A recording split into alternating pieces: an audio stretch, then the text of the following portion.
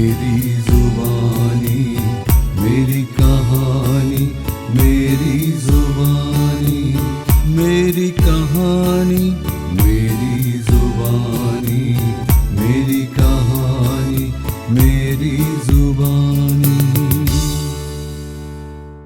मेरी कहानी मेरी जुबानी, एक अनोखा रेडियो शो जहां दुनिया भर के प्रतिभाशाली भारतीय खुद सुनाते हैं अपने संघर्ष, अपनी सफलता और अपने सपनों की कहानियां उन्हीं की जुबानी। प्रेरणादायक, दिल को छू जाने वाली असली कहानियां। हर एपिसोड में एक नया हीरो, एक नई कहानी। तो जुड़िए, सुनिए और महसूस कीजिए मेरी कहानी मेरी जुबानी। નમસ્કાર, આપ સૌનું સ્વાગત છે મેરી કહાની મેરી જુબાનીના એક નવા સંસ્કરણમાં। દોસ્તો, કોઈ ભૂમિ માણસને માત્ર જન્મ નથી આપતી, તેને એક ભાષા આપે છે। કોઈ રણ માત્ર રેતીનું વિસ્તરણ નથી હોતું, તે મૌનનું મહાકાવ્ય હોય છે। કોઈ પવન માત્ર ધૂળ નથી ઉડાડતો, તે સ્મૃતિના બંધ દ્વાર ખોલે છે। અને કોઈ એકલતા માત્ર માણસને એકલો નથી પાડતી, ક્યારેક તે તેના અંતરમાં શબ્દનો દીવો પ્રગટાવે છે। એવા દીવાની જ્યોત બહુ ઊંચી નહીં હોવા છતાં એ દૂર સુધી અજવાળું પાથરે છે। ધીમે ધીમે એ આંખને અંધકારનું સ્વરૂપ ઓળખતા શીખવે છે। આવી જ્યોત લઈને જ એક સર્જક સમયના કપાળ પર સંવેદનાના શ્લોક લખે છે, માણસની ભીતર વિસ્તરેલા મૌનને વાણી આપે છે અને હૃદયમાંથી ઉઠતી લાગણીઓને અક્ષરોનું ઘર આપે છે। કચ્છની રેતાળ ધરતી, ધૂળમાં સંતાયેલી પગદંડીઓ, સૂકી નદીઓના કિનારા, ગામડાના મેળા, દૂર સુધી પથરાયેલો સન્નાટો અને સંબંધોની ઉષ્મા, આ બધાની વચ્ચે એક બાળક ઉછરે છે।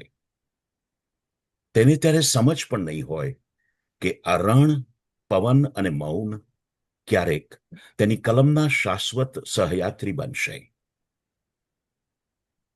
વર્ષો પછી તે કલમ ઉપાડશે, પણ પોતાની વાત લખવા માટે નહીં। તે પોતાની ધરતીની તરસ લખશે, સમયનો ધબકાર લખશે, માણસની ભીતર વસતી એકલતા લખશે અને સંબંધોના સરનામે પહોંચતા પહેલા જ અટકી ગયેલા અસંખ્ય પત્રો લખશે। મૌનને વાણી આપતી, અંતરની અધૂરપને સર્જન વૈભવમાં રૂપાંતરિત કરતી, માનવ મનની ગૂઢ ગલીઓની સહૃદય પ્રવાસીની એવી એક વિશિષ્ટ કલમ, અને એનું નામ તે વિનેશ અંતાણી। શિક્ષણ અને આકાશવાણી બંને ક્ષેત્રે વિવિધ જવાબદારીઓ। વ્યવસાયના આ પડાવો તો માનવ સ્વભાવ, સંઘર્ષ અને સપનાઓને સમજવાની વિદ્યાપીઠ હતા। રેડિયોએ કદાચ તેમને શીખવ્યું કે અવાજને આકાર નથી, છતાં તે ચહેરો રચી શકે છે। વિરામને ભાષા નથી, છતાં તે ઘણું બધું કહી જાય છે। અને મૌન પાસે શબ્દો નથી, છતાં ક્યારેક તે આખી કથા કહી જાય છે। આ અનુભવો તેમની ગદ્ય શૈલીમાં એક એવું સૂક્ષ્મ સંગીત બનીને વહે છે, જે વંચાતું ઓછું અને સંભળાતું વધુ લાગે છે। ચંડીગઢના અસલામતીના દિવસોમાં બહાર આતંકનો અંધકાર હતો, ત્યારે આ સર્જક ભીતર પોતાના પ્રકાશને સાચવી રહ્યો હતો। એકાંતને તેમણે એકલતા બનવા દીધું નહીં, તેને સર્જનની કાર્યશાળા બનાવી। દરેક શહેરે તેમને એક નવી વાર્તા આપી, દરેક ચહેરાએ એક નવું પાત્ર અને દરેક વિયોગે સંવેદનાનું નવું સરનામું।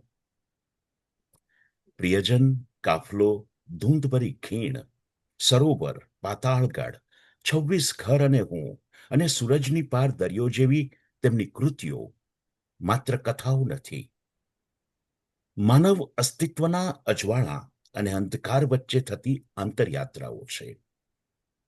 તેમાં પ્રેમ છે, પણ પ્રેમની પૂર્ણતાનો આગ્રહ નથી. વિરહ છે, પણ વેદનાનું પ્રદર્શન નથી.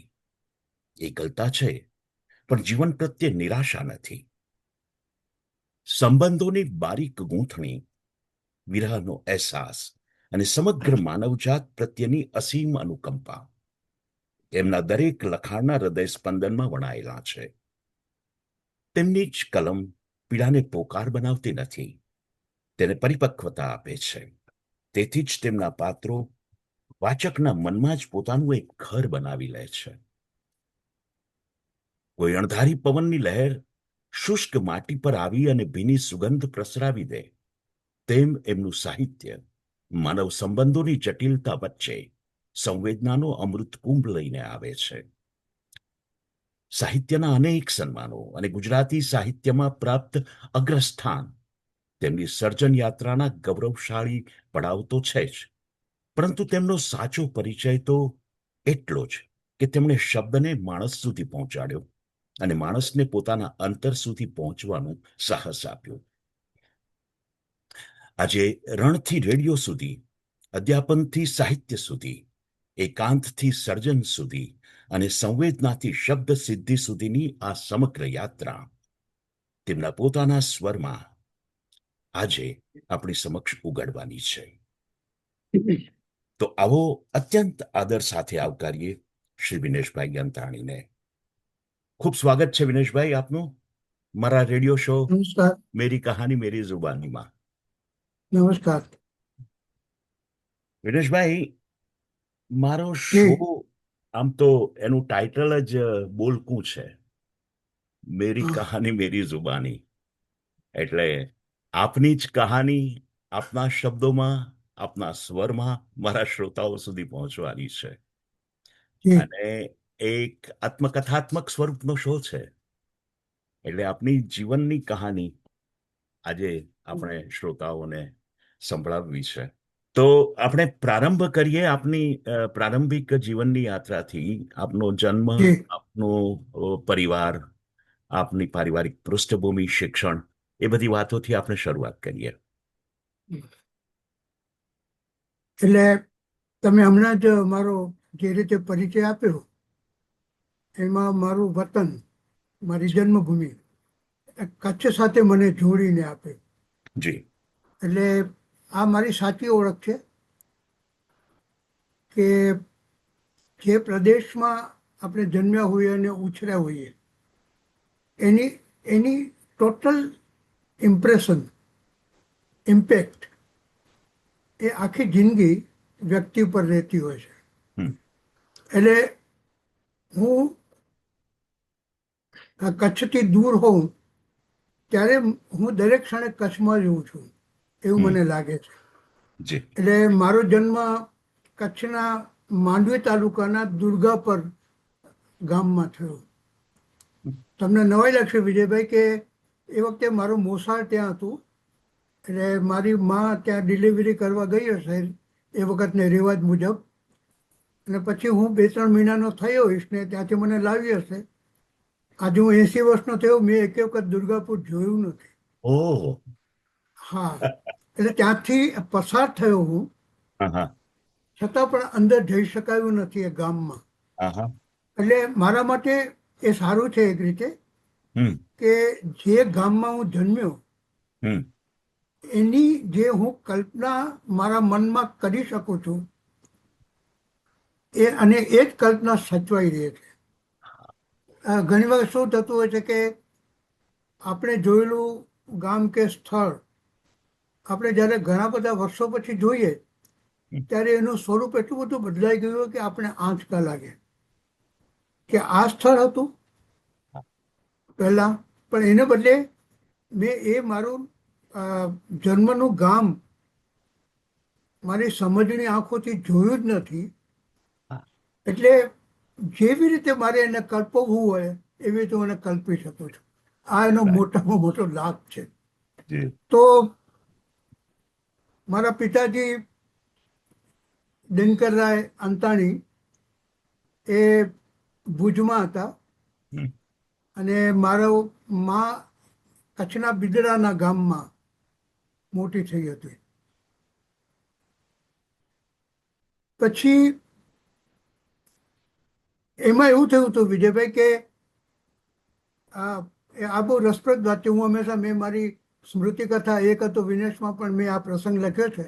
જે. એમાં મેં કહ્યું છે કે મારો જન્મ એક અકસ્માત છે. હં. કે અચ્છા. મારી મા બચ્ચુબેન કુસુમ એની સગાઈ કોઈ બીજા નાગર સદગૃસ્ત સાથે થઈ હતી. હા. અને અને એ જે મારા પિતા જે દિનકરા મોહનલાલ નહોતા, બીજા હમ. સદગૃસ્ત હતા. અચ્છા. પણ હા, કચ્છમાં જ.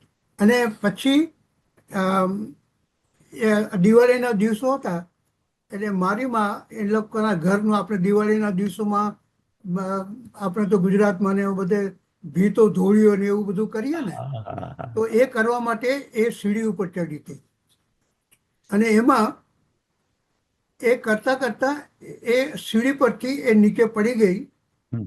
અને એનું જમણા હાથનો હાડકું કોણીનો હાડકું તૂટી પડ્યું. એટલે એવું થયું કે જેની સાથે સગાઈ થઈ હતી હમ. એ લોકોએ કહેવડાવ્યું કે અમે આ છોકરી સાથેની સગાઈ તોડી નાખી છે. હં. પછી એ લોકોએ બીજો છોકરો શોધવાની શરૂઆત કરી હશે તો મોહનલાલ અંતાણીના દીકરા દિનકરરાય ઉપર એમની આંખો ઠરી અને એની સગાઈ થઈ. એમના લગ્ન થયા. હવે જે હું અકસ્માત કહું છું એ આ છે. હા, હા. જો એ દિવસે મારી માં હમ. નિસરણી ઉપરથી નીચે પડી ન હોત, એને કોણીનું હાડકું તૂટ્યું ન હોત, તો એના લગ્ન પેલા નાગર સદગ્રસ્ત સાથે થયા હોત. હા. એમને પણ આ ત્રીજો દીકરો, ત્રીજું સંતાન પુત્ર હોત. મારા પિતા પણ કોઈ સન્નારી સાથે પરણ્યા હોત, અમને એમનું પણ સંતાન કદાચ આ ત્રીજું સંતાન પુત્ર હોત, પણ એ વિનય સંતાની ન હોત. ના. એટલે એટલે આમ જિંદગીમાં કેટલાક ચમત્કારો આકસ્મિક બનતા હોય છે. હા, હા, હા, એવું મારી સાથે થયું. હા. પછી મારા પિતાજી સ્કૂલમાં, પ્રાથમિક સ્કૂલમાં શિક્ષક હતા. તો એમને ટ્રાન્સફર ભુજથી લગભગ 32-34 માઇલ દૂર નખત્રાણા ગામમાં થયું. નાનકડું ગામ. અને અમે લોકો ત્યાં રહેવા માટે આવ્યા. હું, મારા મા બાપ, મારાથી મોટી બેન અને હું. તો ત્યારથી અમે ત્યાં આવ્યા ત્યારે હું લગભગ 3 વર્ષનો હતો. અને જ્યારે મેં એ ગામ છોડ્યું, એ ગામ મેં 17 વર્ષની ઉંમરે, 17મું બેસતું હતું ને ત્યારે મેં એ ગામ છોડ્યું. એટલે એ ગામમાં, નખત્રાણા ગામમાં હું 13 વર્ષ રહ્યો. પણ વિજયભાઈ, એ ગામે મને એટલું બધું આપ્યું છે. આપણે એક બીજો અકસ્માત હા, કે હા. જો હું એક ગામમાં મોટો ન થયો હોત હા. તો મારી સંવેદનાઓ, મારો શબ્દ, મારી સમજ, એ બધું જે મારા સર્જનમાં ઉતરે છે એવું બન્યું હોત કે કેમ, એક સવાલ છે. એટલે બે ગામ જ્યાં હું જન્મ્યો, જે મેં જોયું નથી, જી. અને જ્યાં હું મોટો થયો એને હું હજી સુધી ભૂલી શક્યો નથી. વાહ. આ બે જે વિરોધાભાસ છે ને, હા. આ વિરોધાભાસ મને મારા સર્જનમાં બહુ કામ લાગે છે. નખત્રાણા ગામે મને બહુ આપ્યું, ઘણું બધું આપ્યું. મેં ત્યાં પેલો કક્કો બારાખડીનો પહેલો અક્ષર મેં ત્યાં ઘૂંટ્યો. મેં મારી પહેલી કવિતા એ ગામમાં લખી. પહેલી વાર એ ગામમાં મને કોઈ છોકરીઓને ગંધ આવી. એ જ ગામમાં મેં વાર્તાઓ લખવાનું શરૂ કર્યું. અને ત્યાં જે બન્યું એના વિશે જો આપણી પાસે સમય હશે તો વાત કરીશું. પણ એક ગામમાં મને આર્ટ એટલે શું, કળા એટલે શું, એની મને સમજ પડી. એ તો હવે મને હું સમજાય છે કે એ ત્યારે મારી સમજ વિકસી હતી, પણ એ વખતે તો હું એ અનુભવોમાં જ હતો. દાખલા તરીકે આપણે કોઈ પણ સાહિત્ય પ્રકાર છે એમાં એક મેક બિલીવ હોય છે કે જે બનતું ન હોય, બન્યું ન હોય એવું પણ, એટલે વાસ્તવમાં બન્યું ન હોય એવું પણ બની રહ્યું છે એવું વાચકને વાસ્તવિક લાગવું જોઈએ. તો એનું મને પહેલું લેસન મને ત્યાંથી મળ્યું. હું તમને 2 દાખલા આપીશ. અમારા ગામમાં નવરાત્રિમાં, જે કચ્છના ગામડામાં પ્રચલિત પરંપરા હતી એમ, કે નવરાત્રિમાં રાતે માતાજીના મંદિરમાં ગરબી લેવાઈ જાય, ગરબી ખૂંદી લે, ગરબી ખૂંદવી કહેવાય. પછી ગામના ચોકમાં ગામના જ લોકોએ ભેગા થઈને એ લોકો દેશી રંગભૂમિના નાટકો ભજવતા. તો બધા જ સામે એ લોકોએ બાંધેલું સ્ટેજ હોય, પાછળ સ્ટેજ ઉપર પાછળનો કર્ટેન, જે બેક કર્ટેન હોય એના ઉપર રાજાબાઈ ટાવર મુંબઈનું એનું મોટું ચિત્ર ઝાંખું થઈ ગયેલું એ હોય ને આગળ નાટક ભજવાતું હોય. તો એમાં એક નાટક ચાલતું હતું. એ નાટક હતું સંયુક્તા અને પૃથ્વીરાજ ચૌહાણનું. એમાં પૃથ્વીરાજ ચૌહાણ, જે સંયુક્તા હતી રાજકુમારી, એના પિતા, એમને પૃથ્વીરાજ ચૌહાણ જે રાજા હતા એની સાથે વેર હતું. પણ સંયુક્તા એ પૃથ્વીરાજ ચૌહાણના પ્રેમમાં હતી. એટલે અને જે સંયુક્તાના પિતાએ સ્વયંવર ગોઠવ્યો, બધા રાજાઓ આવી ગયા હતા, પણ એમાં એમણે પૃથ્વીરાજ ચૌહાણને બોલાવ્યો નહોતો. પણ એટલું જ નહીં, એનું અપમાન કરવા માટે એનું દ્વારપાલ તરીકે એનું પૂતળું મૂક્યું હતું. તો સંયુક્તા હાથમાં સ્વયંવરનો હાર લઈ અને બધા રાજાઓ પાસેથી પસાર થતી ચાલતી ચાલતી સીધી પેલા દ્વારપાલ જે પૂતળા રૂપે છે ત્યાં ગઈને એના ગળામાં એણે હાર પહેરાવ્યો. અને પાછળ સંતાયેલો પૃથ્વીરાજ ચૌહાણ તરત જ બહાર આવ્યો, સંયુક્તાનો હાથ પકડ્યો અને ત્યાં એ લોકો વચ્ચે સંવાદો પેલા થાય છે, જે જૂની રંગભૂમિમાં કે જ્યારે માઇક ન હોય ને કાંટા પાડીને બોલવાનું હોય. તો એ જે પૃથ્વીરાજ ચૌહાણનો પાત્ર ભજવતો હતો એ માણસે મોટેથી બૂમ પાડી, સબૂર એમ કહીને. તો અમારી આગળ, હું એક તો બાળક હતો એટલે સ્ત્રીઓના વૃંદમાં બેઠો હતો, તો અમારી આગળ એક કામવાળી જેવી બાઈ ધૂળમાં બેઠી હતી અને એનું અડધું નાગું દીકરો સંતાન એના ખોળામાં સૂતો હતો. કે આ બૂમ જેવી સાંભળીને એવો એ જાગી ગયો અને સામે સ્ટેજ ઉપર નજર કરી તો એને કહ્યું કે કચ્છીમાં, મામા નેરતા હી અધા, કે મામા જોતો ત્યાં તો અમારા બાપુજી છે. હવે વિજયભાઈ એ એક જ ક્ષણમાં સ્ટેજ ઉપર ઉભેલો માણસ એ પૃથ્વીરાજ ચૌહાણ પણ હતો અને પેલા છોકરાનો બાપ પણ હતો. તો આ બે જે વાસ્તવ અને અવાસ્તવની જે આખી જે ભૂમિકા રચાઈ, એના પરથી મને લાગે છે કે મને સમજાયું હશે કે કળામાં વાસ્તવનું અવાસ્તવમાં રૂપાંતરણ કરવાનું હોય છે અને અવાસ્તવનું વાસ્તવમાં રૂપાંતરણ કરવાનું. એ કદાચ મારું પેલો પાઠ. પછી ત્યાં તો રામલીલા વાળા આવતા, તો એમાં એક જ દાખલો આપું. વચ્ચે ઇન્ટરવલ પડે, મધ્યાંતર એટલે ઇન્ટરવલ જેવું રહ્યું પણ સીન બદલાય. તો થોડી વાર પહેલા જે સ્ટેજ ઉપર જે હનુમાન આવી ગયા છે, હનુમાનના વેશમાં, હનુમાન જ પૂંછડી ને બધું જ એવો જ આ બેવું, એટલે આપણે એને હનુમાન માનીને એને પગે લાગ્યા હોય બાળકો. અને પછી એનો સીન ચાલુ થાય એટલે હું એને જોવા જાઉં કે અંદર બેક સ્ટેજમાં પાછળના ભાગમાં એ હનુમાન મને જો દેખાય તો મને પગે લાવું. તો હું ત્યાં ગયો ત્યારે હનુમાન બીજા રાવણના ખભા ઉપર હાથ મૂકીને બીડી પીતો હતો એ પાત્ર. તો હવે જો પાત્રનો વાસ્તવિકતા અને પેલા એ બંને એવું બધું મને મારા એ નખત્રાણા ગામમાં મને ઘણું બધું સમજાતું ગયું. અને એમાંથી જ મારી સર્જનની ભૂમિકા રચાતી ગઈ હતી. આ બધું હું જે કરું છું, વાત્સવ અને અવાત્સવની વાત કરું છું, એ તો મને પાછળથી સૂચેલું છે. એ વખતે તો એ બધું મારી અંદર ઉતરતું જતું હશે ને હું એને પૂર્ણ કરતો જતો હોય. ચિત્તમાં અંકિત થઈ ગયું. જી. એક બીજી નાનકડી વાત.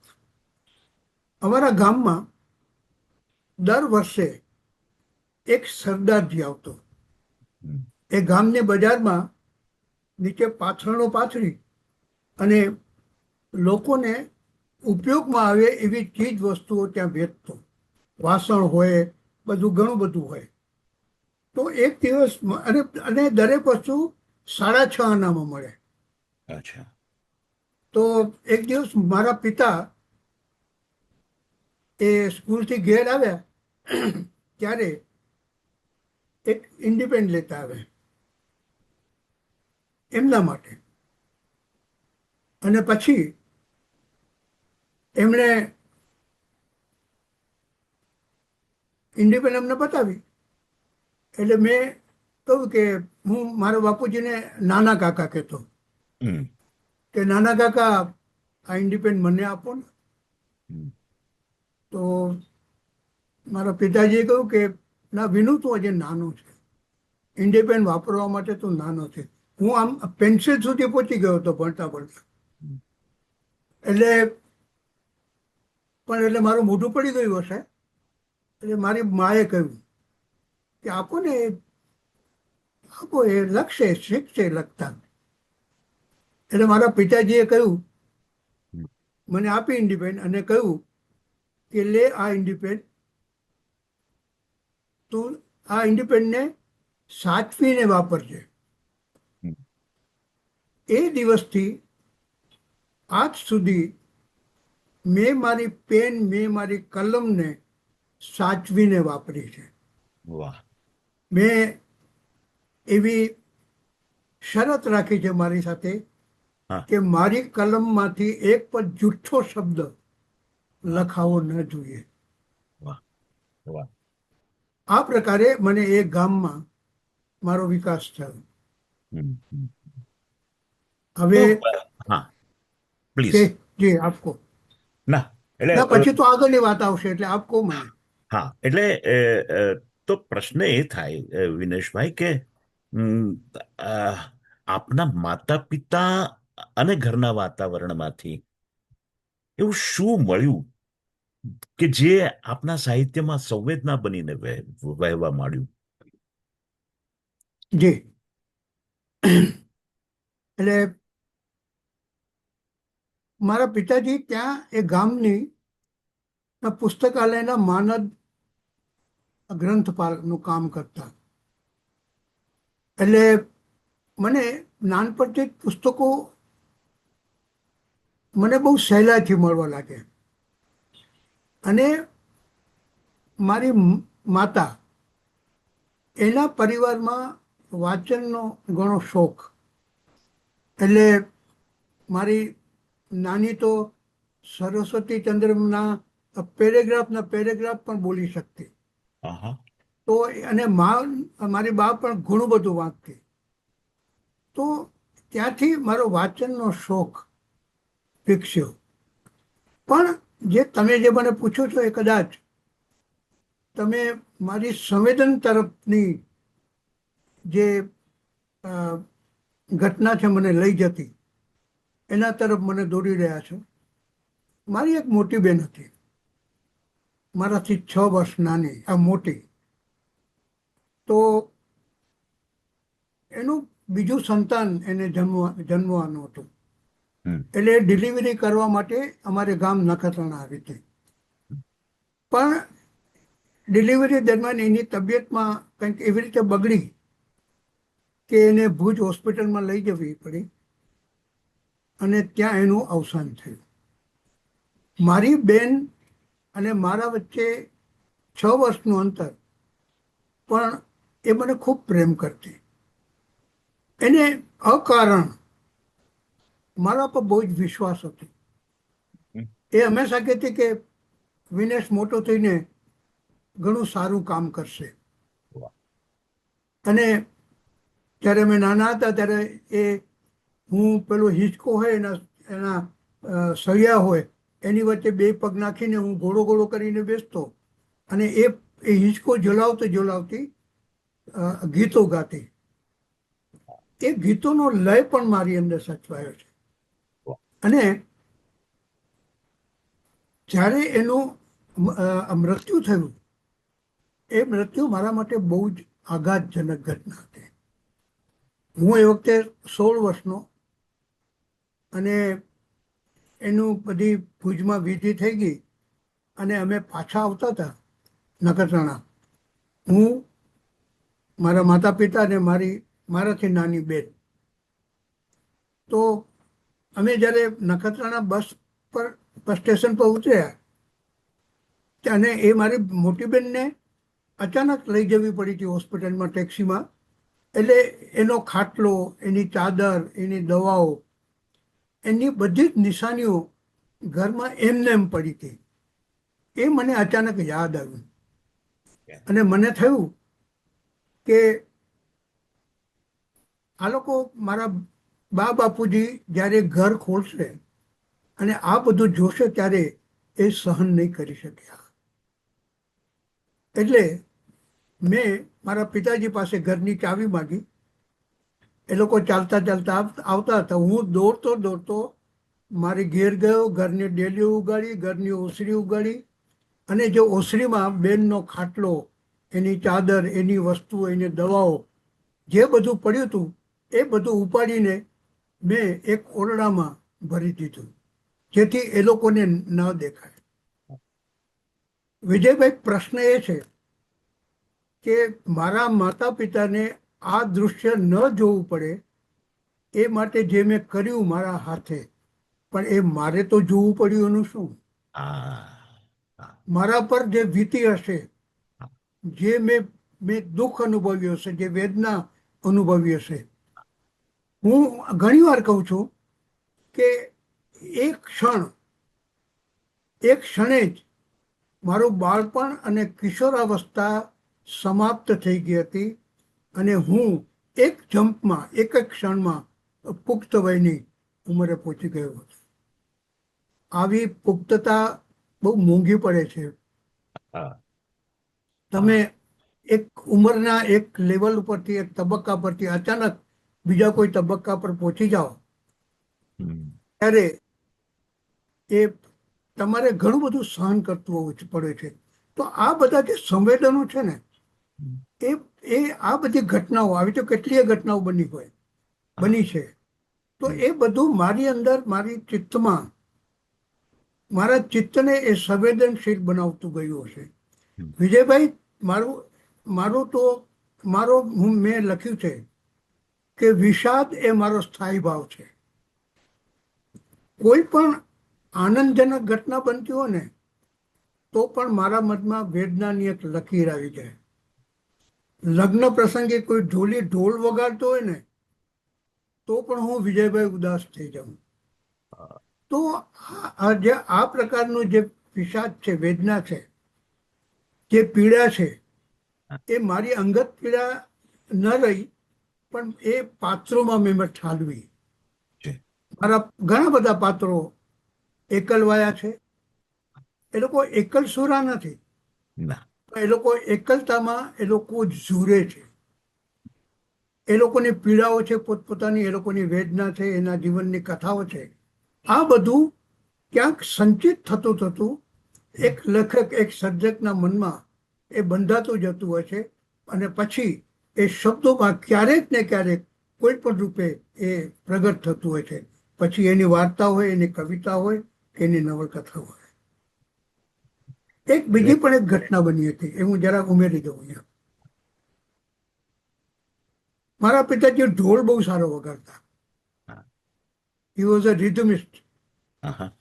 તો અમારા ગામમાં, અને મને પણ એનો શોખ, અમારા ગામમાં તે વખતે હોળી આવે ને, આમ કરીને હું તમને આપણું ગુજરાતનું જે એક લોકજીવન છે એની સાથે પણ આખી વાતને જોડી રહ્યો છું. જી જી. તો જ્યારે હોળી આવે ને ત્યારે ઉત્તર પ્રદેશમાંથી ઘણા લોકો નાના નાના ઢોલક વેચવા માટે આવે. તો એ લોકો ઢોલક વેચવા માટે આવે ને એટલે હું ઘેર જઈને કજિયા કરું, રડું કે મને ઢોલક લઈ આપવું. પણ મારા માતા પિતા તૈયાર ના થાય કે ના, ઢોલક ના મળે, તને શું કામ છે ઢોલક?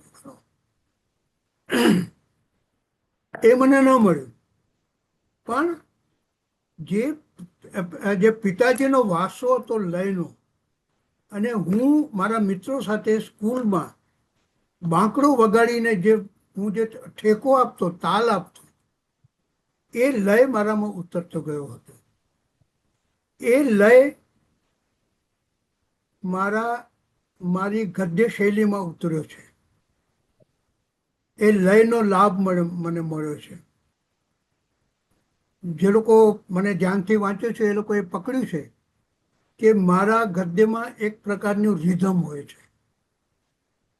એ રિધમ મને આવા કેટલાય બનાવો પરથી, હજી તો આમાં કંઈ વિગતે વાત જવાનો હતો સમય પણ નથી, પણ આવી કેટલીક બેઝિક ભૂમિકાઓ તમે જે પૂછ્યું એ સંદર્ભમાં મેં આપતા. એટલે તમે જે એકાંતની કે એકલવાયાપણાની જે વાત કરતા હતા, એટલે તમારા વિશે ઘણા વિવેચકોએ એવું લખ્યું કે વિનેશ અંતાણીને માણસના ની ભીતર બનતી ઘટનાઓમાં વધારે રસ પડે છે.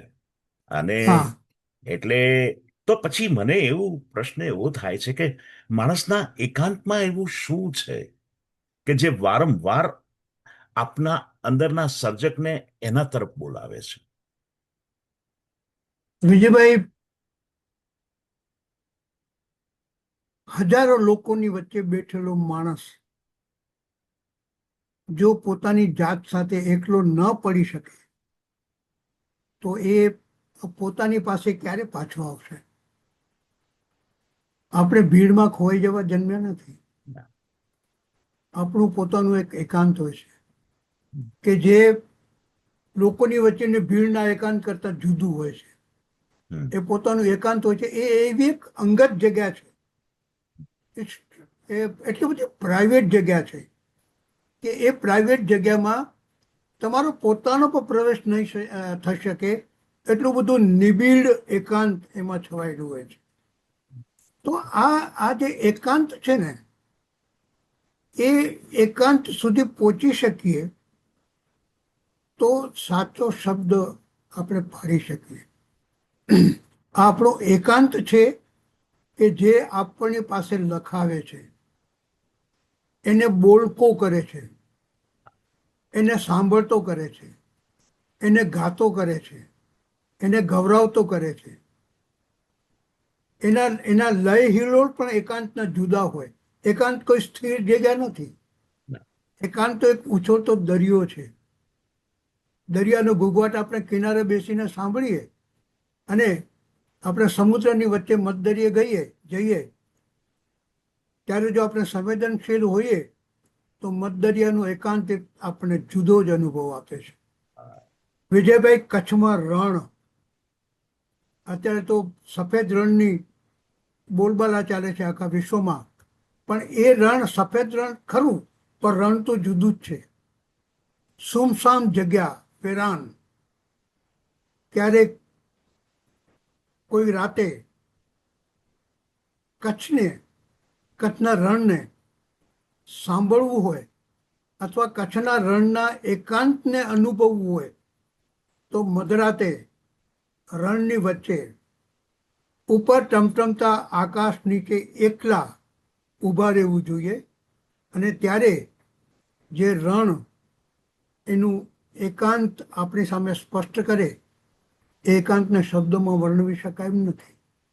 એકાંતના તો અનેક પ્રકારો છે, અનેક પ્રકારો. આ એકાંતને આપણે કેવી રીતે ઉછેરીએ છીએ, એક એકાંતને કેવી રીતે પોષીએ છીએ. એકાંત મારી દૃષ્ટિએ એકાંત કે એકલતા એ નકારાત્મક બાબત નથી. હું જ્યારે ચંડીગઢમાં હતો, એકલો રહેતો હતો, આપે ઉલ્લેખ પણ કર્યો, એની આપણે વાત નીકળશે તો કરીશું. તો ત્યારે હું એકલો રહેતો ને મારે ટેરરિસ્ટની આતંકના ભયની સામે મારે એકલા રહેવાનું હતું. મારો પરિવાર મારી સાથે નહોતો. વિજયભાઈ, અને મારે 24 કલાક સિક્યુરિટીની વચ્ચે રહેવું પડે. હું બહાર નીકળું ત્યારે મારો પર્સનલ સિક્યુરિટી ઓફિસર મારી સાથે હોય. મારી પાછળ જીપમાં 4-5 પોલીસો હોય. હું ઓફિસ જવાનું હું પગે તો ત્યાં ચાલી જ ન શકતો. અને કોઈને હું મારી ઈચ્છાથી મળી ન શકતો. તો જ્યારે શનિવારની રજા હોય ત્યારે ઘણીવાર મારો સિક્યુરિટી ઓફિસર અને મારો ડ્રાઈવર મને મારા એકાંત દ્વીપ, મારી નવલકથાનું નામ છે, એ મારી એકાંત દ્વીપ નવલકથા ઘરમાં મને એ લોકો 5:30 વાગે એકલો છોડી જાય.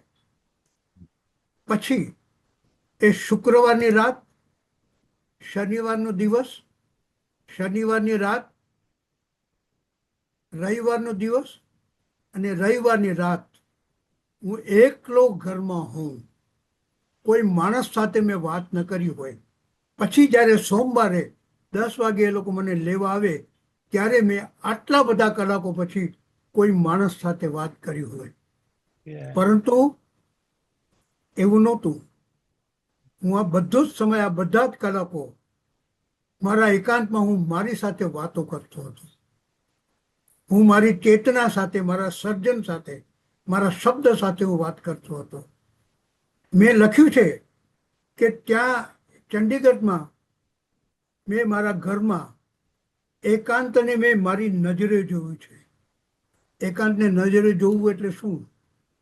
મને એમ જ લાગે કે પેલી પારો આવે ને, પારાની ગોળી હોય ને, એ પારો નીચે પડે ત્યારે આમ દરદરતો મારી પાસે આવતો હોય, એમ એકાંત અને એકલતા મારી પાસે આવતા.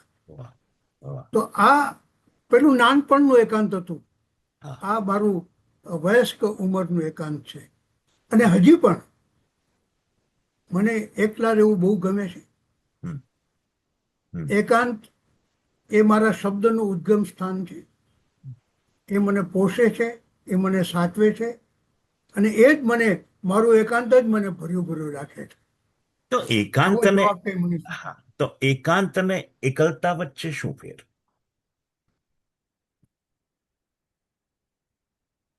એકાંત તમે એવી જગ્યાએ હો કે જ્યાં તમારી સાથે કોઈ ન હોય. પણ એકલતામાં તમે જે એકલાપણું અનુભવતા હો પોતાની જાત સાથે, તમારી સાથે કોઈ ન હોય.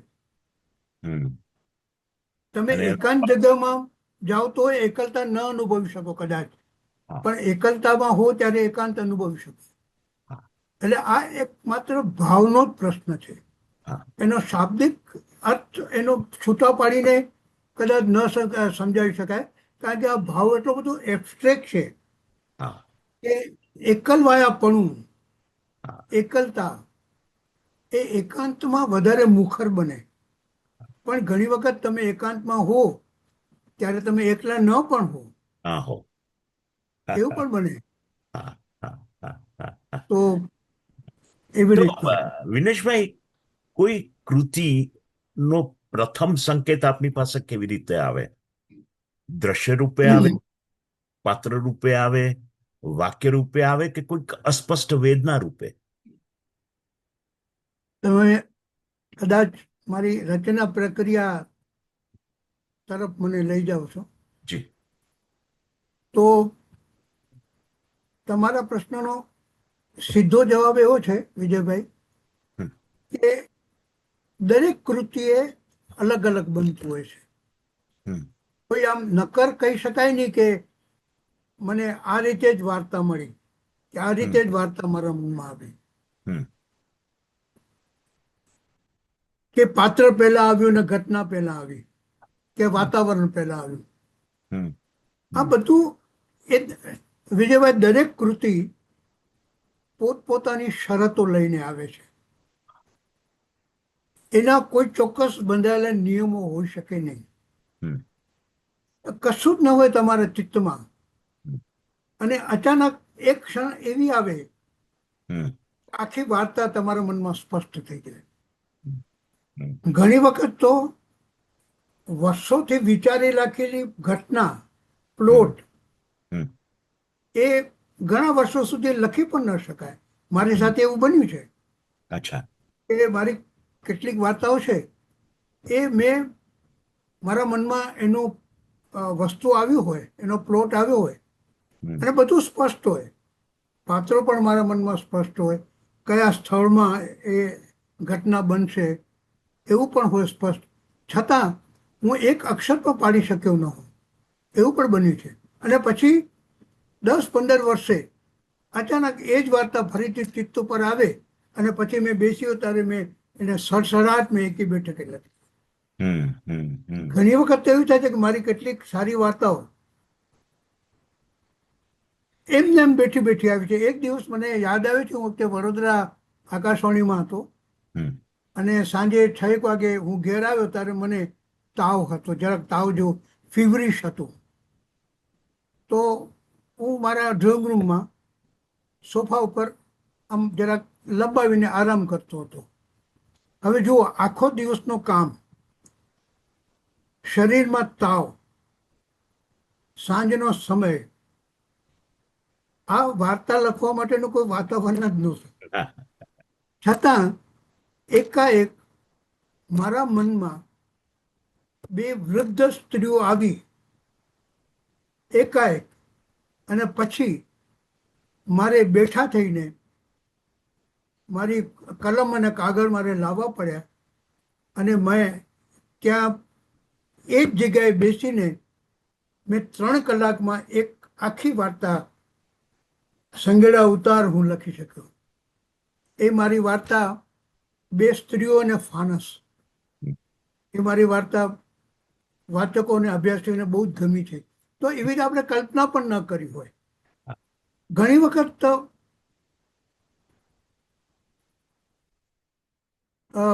વાતાવરણ પહેલા આવતું હોય છે. હમ હું ચંડીગઢ હતો ત્યારે એકવાર અમે શિમલા ગયા હતા. હમ તો શિમલાના માલ રોડ ઉપર હું ફરતો હતો ત્યારે એક સામે એક 3 માળનું મેં જૂનું મકાન જોયું અને એ મકાન બંધ હતું, એમાં કોઈ રહેતું નહોતું, પણ એના ગેટ ઉપર લખ્યું હતું કે મિસિસ સુરીનું ઘર. ઓકે.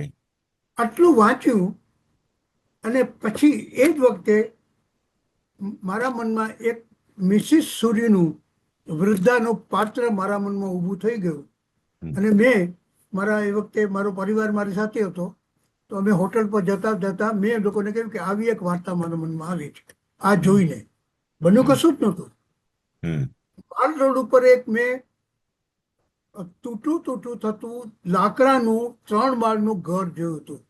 એની બધી બારીઓ બંધ હતી, લાઇટો બંધ હતી, ત્યાં કોઈ રહેતું નહોતું, માત્ર એક બોર્ડ હતું. આટલું બધું તૈયાર હોવા છતાં આખો પ્લોટ, એ વાર્તા હું લખી શક્યો 6-7 વર્ષ પછી. તો આવું બનતું હોય છે કે કોઈક એક વિચાર, કોઈક એક સંવેદના, કોઈક એક નાનકડી ઘટના એ તમને તમારી વાર્તા કે તમારી નવલકથા તરફ લઈ જતી હોય. અને પહેલી વખત મનમાં આવેલો વિચાર કંઈ ફાઇનલ હોતો નથી. ના. લખતા લખતા પણ કેટલું બધું બદલતું જતું હોય છે. ક્યારેક તો આપણે નક્કી કરેલા ખેરો અંત એની વાર્તાના કે નવલકથાના અંત આવતા સુધીમાં તો બદલાઈ જાય છે.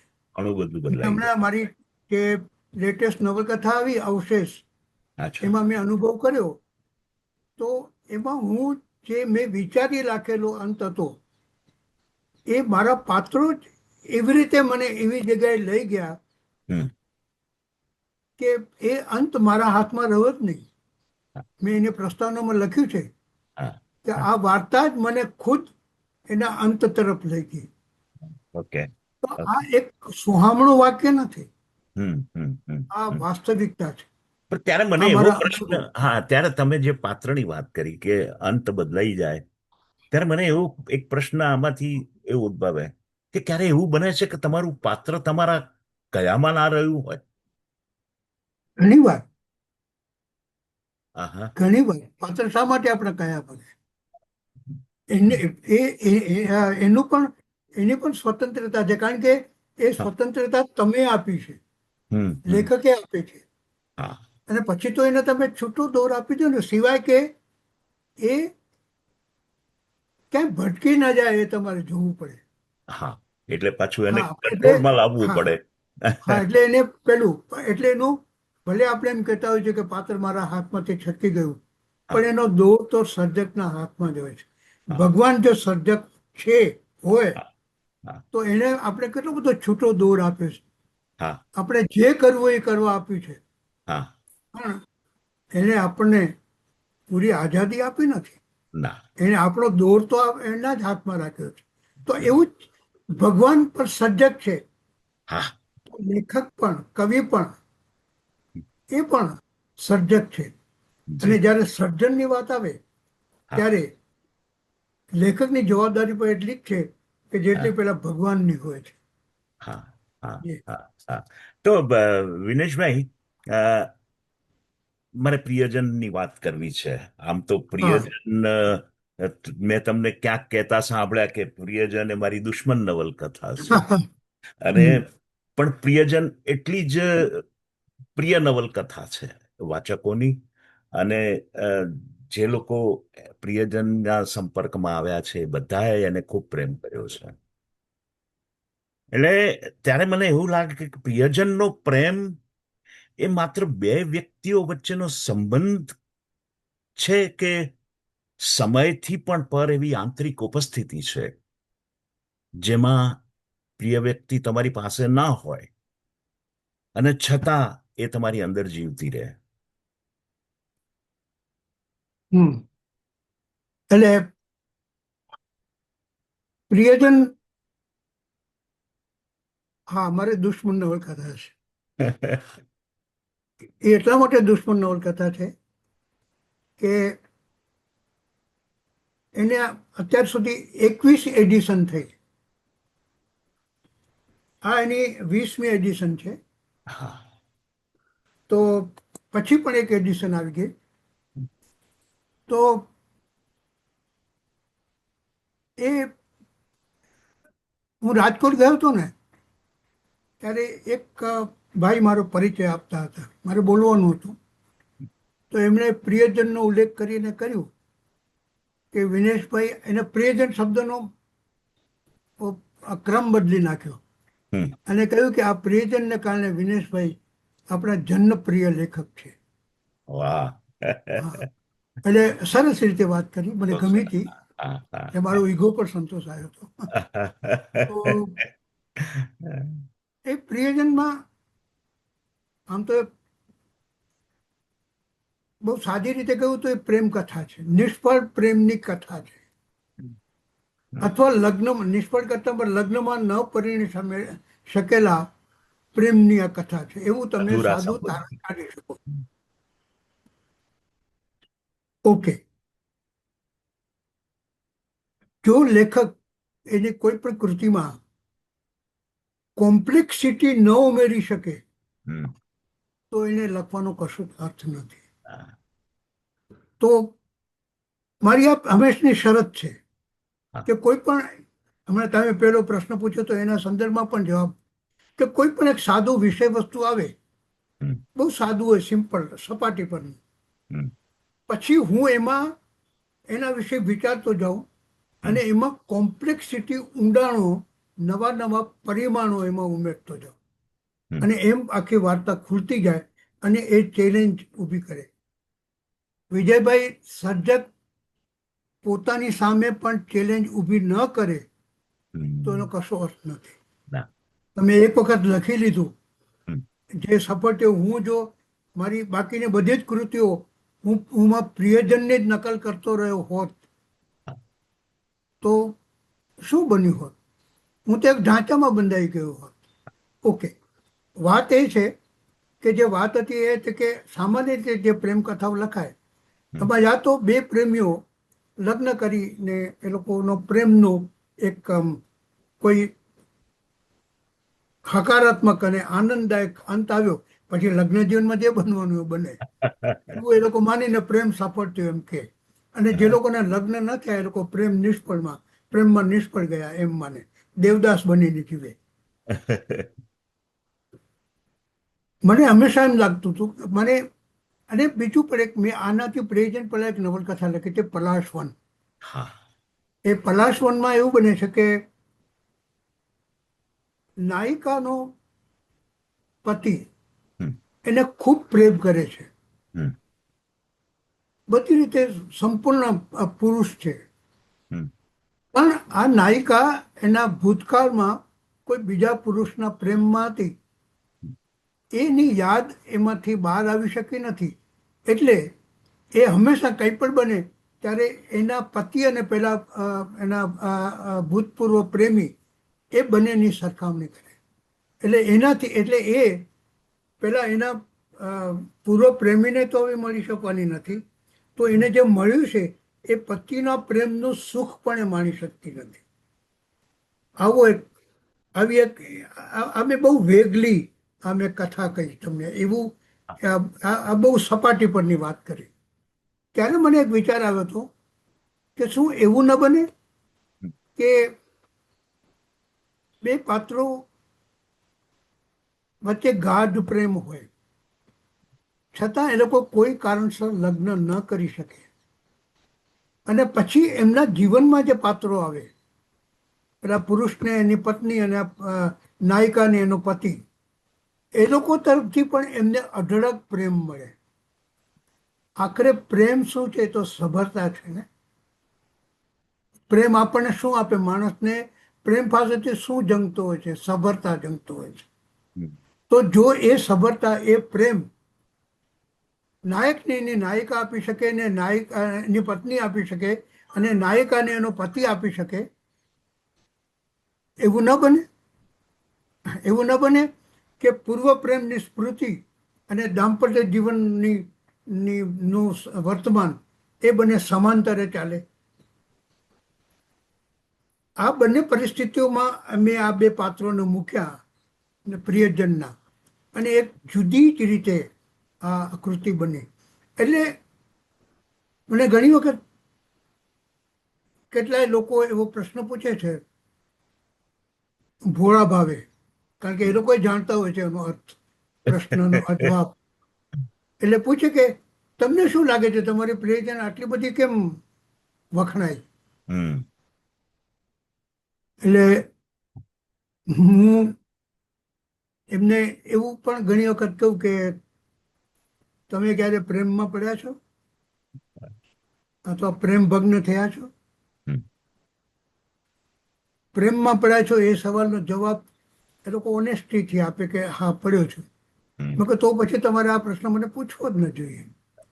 જ્યાં સુધી આ દુનિયામાં છેલ્લામાં છેલ્લી વ્યક્તિ પ્રેમમાં પડી શકશે ત્યાં સુધી પ્રિયજન નવલકથાનો ભાવ સચવાયેલો રહેશે, આવી મારી માન્યતા છે. બહુ સાચી વાત છે. અને એના મને પ્રમાણો પણ મળ્યા છે. અચ્છા. ઘણા લોકોએ એ લોકોને, કેટલાક લોકોને તો જીવનમાં વિજયભાઈ પ્રિયજન વાંચ્યા પછી પરિવર્તન આવે છે. હું એકવાર કાંદીવલી ગયો હતો, મારે ત્યાં બોલવાનું હતું. મારું વ્યાખ્યાન પૂરું થઈ ગયું પછી બધા લોકો મળવા આવ્યો તો મેં જોયું તો દૂર એક યુવાન કપલ એ ઊભું હતું, અને પછી લોકો ઓછા થયા એટલે એ લોકો મારી પાસે આવ્યા, પોતાનું નામ આપ્યું બંનેનું, સાથે એમનો નાનો દીકરો પણ હતો. મને નામ આપ્યું ને પછી દીકરાનું નામ આપ્યું કે આ. મને કે સાહેબ વિનેશભાઈ, અમારા લગ્ન માટે તમે જવાબદાર છો. મેં કહું જવાબદાર કેવી રીતે? હું તમને પહેલી વાર મળું છું, મેં તમારું નામ પહેલી વાર સાંભળ્યું, તો મારી જવાબદારી શી? એમાં થયું એવું થયું કે અમે કાંદીવલી કે બોરીવલીમાં એક એપાર્ટમેન્ટની એક સોસાયટીમાં અમે બંને સાથે મોટા થયા છે, સાથે ભણ્યા, સાથે મોટા, બાજુના ફ્લેટમાં રહેતા. અમારો તો એક સમજ હતી, એક સંબંધ વિકસતો હતો, પણ અમે એ લાગણીને શું નામ આપવું એમને ખબર નહોતી. એમ કરતાં કરતાં અમે યુવાન થયા, ત્યારે પણ આ જ ભાવ રહ્યો. કોઈક મૂંઝવણ હતી, કશું હતું કે જે અમને બંનેને બહુ ગમતું હતું, પણ એ શું હતું એ મને ખબર નથી. ત્યાં પેલા છોકરાએ કહ્યું કે પછી વિનેશભાઈ એવું બન્યું કે એક દિવસ તમારી પ્રિયજન નવલકથા મારા હાથમાં આવી. હું એ વાંચી ગયો અને ઘણા સાથે બન્યું એમ કે એકે બેઠકે વાંચી ગયો, રાતનો ઉજાગરો કરીને. મારા મનમાં આ છોકરી સાથેના સંબંધો એકદમ સ્પષ્ટ થઈ ગયા, પણ મેં એને કશું કહ્યું નહીં. મેં એને કહ્યું કે તું આ નવલકથા વાંચી લેજે. એને પણ એ જ રીતે વાંચી અને મારી પાસે આવી અને મને એને પૂછ્યું કે આપણે હવે ક્યારે લગ્ન કરશું? એટલે એક એક આખી ભૂમિકા તમારા બંધાઈ. જે હા, એટલે આખી જે સંબંધોની જે સંબંધો વિશે તમે અવઢવમાં હો કે આ મારી સાથે શું બની રહ્યું છે, મારા મનમાં શું બની રહ્યું છે, એ જ્યારે અવઢવ હોય ત્યારે એની અંદર આવો એક યુગલ કે જેને આ પ્રિયજન નવલકથાએ માર્ગ બનાવ્યો.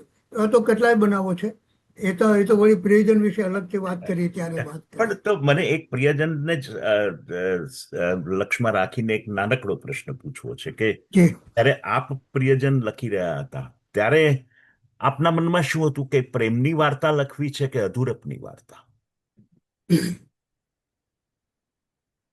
મેં પ્રિયજન લખીને ત્યારે હું 34 વર્ષનો હતો. I can say I was only 34 years old. કારણ કે આ પ્રિયજનના સંદર્ભમાં કહું છું એટલે એમાં જે પ્રેમ ને મુગ્ધતાની સાથે સાથે જે પ્રૌઢી છે, જે દાંપત્ય જીવન અને પ્રેમ વિશેની સમજ છે, એ લખવા માટે I was only 24 years old. પણ ના, હું આ પ્રિયજન છે ને એ પણ એક અકસ્માતે આવેલું આકૃતિ છે મારા મનમાં. હું ટૂંકાણમાં કહું, એ વખતે હું આકાશવાણી ભુજમાં કામ કરતો હતો અને ત્યારે આકાશવાણીના ભુજ કેન્દ્ર પરથી દર વર્ષે રેડિયો ફેસ્ટિવલ થતું, રેડિયો નાટક, રેડિયો ડ્રામા ફેસ્ટિવલ. એમાં ગુજરાતના દરેક સ્ટેશનો પોતપોતે એક નાટક, ઉત્તમ નાટક એમાં રજૂ કરે અને દરરોજ 9:30 થી 10:30 એ બ્રોડકાસ્ટ થાય. તો આઈ થિંક ઇન 1979 એનું જે ડ્રામા ફેસ્ટિવલ, 78 એનું જે ડ્રામા ફેસ્ટિવલ હતું એનું નાટક મારે લખવાનું હતું. એટલે મારા સ્ટેશન ડાયરેક્ટર હતા, એમણે મને કહ્યું કે વિનેશ તારે નાટક લખવાનું છે, પણ મેં કહું અને તું થીમ આપી દે. મેં કહું મારા પાસે તો અત્યારે કોઈ થીમ નથી. તો કહ્યું કે તું એક કામ કરીને તું એક ટાઇટલ આપી દે અને પછી તું એક થીમ લખી નાખજે, પણ ટાઇટલ અત્યારે આપી દે. તો ત્યારે મને ટાઇટલ સૂચ્યું હતું અને કે માલિપા. માલિપા એ સૌરાષ્ટ્રનો શબ્દ છે જેનો અર્થ થાય છે માયલીપા. ત્યારે મને લાગ્યું, તો એ શબ્દ જ્યારે મેં સાંભળ્યો ત્યારે મને લાગ્યું કે અંગ્રેજીના વિધિન શબ્દ માટે આ માલિપા માયલીપા જેવો એના ગુજરાતીમાં એના જેવો બીજો કોઈ શબ્દ ન હોઈ શકે.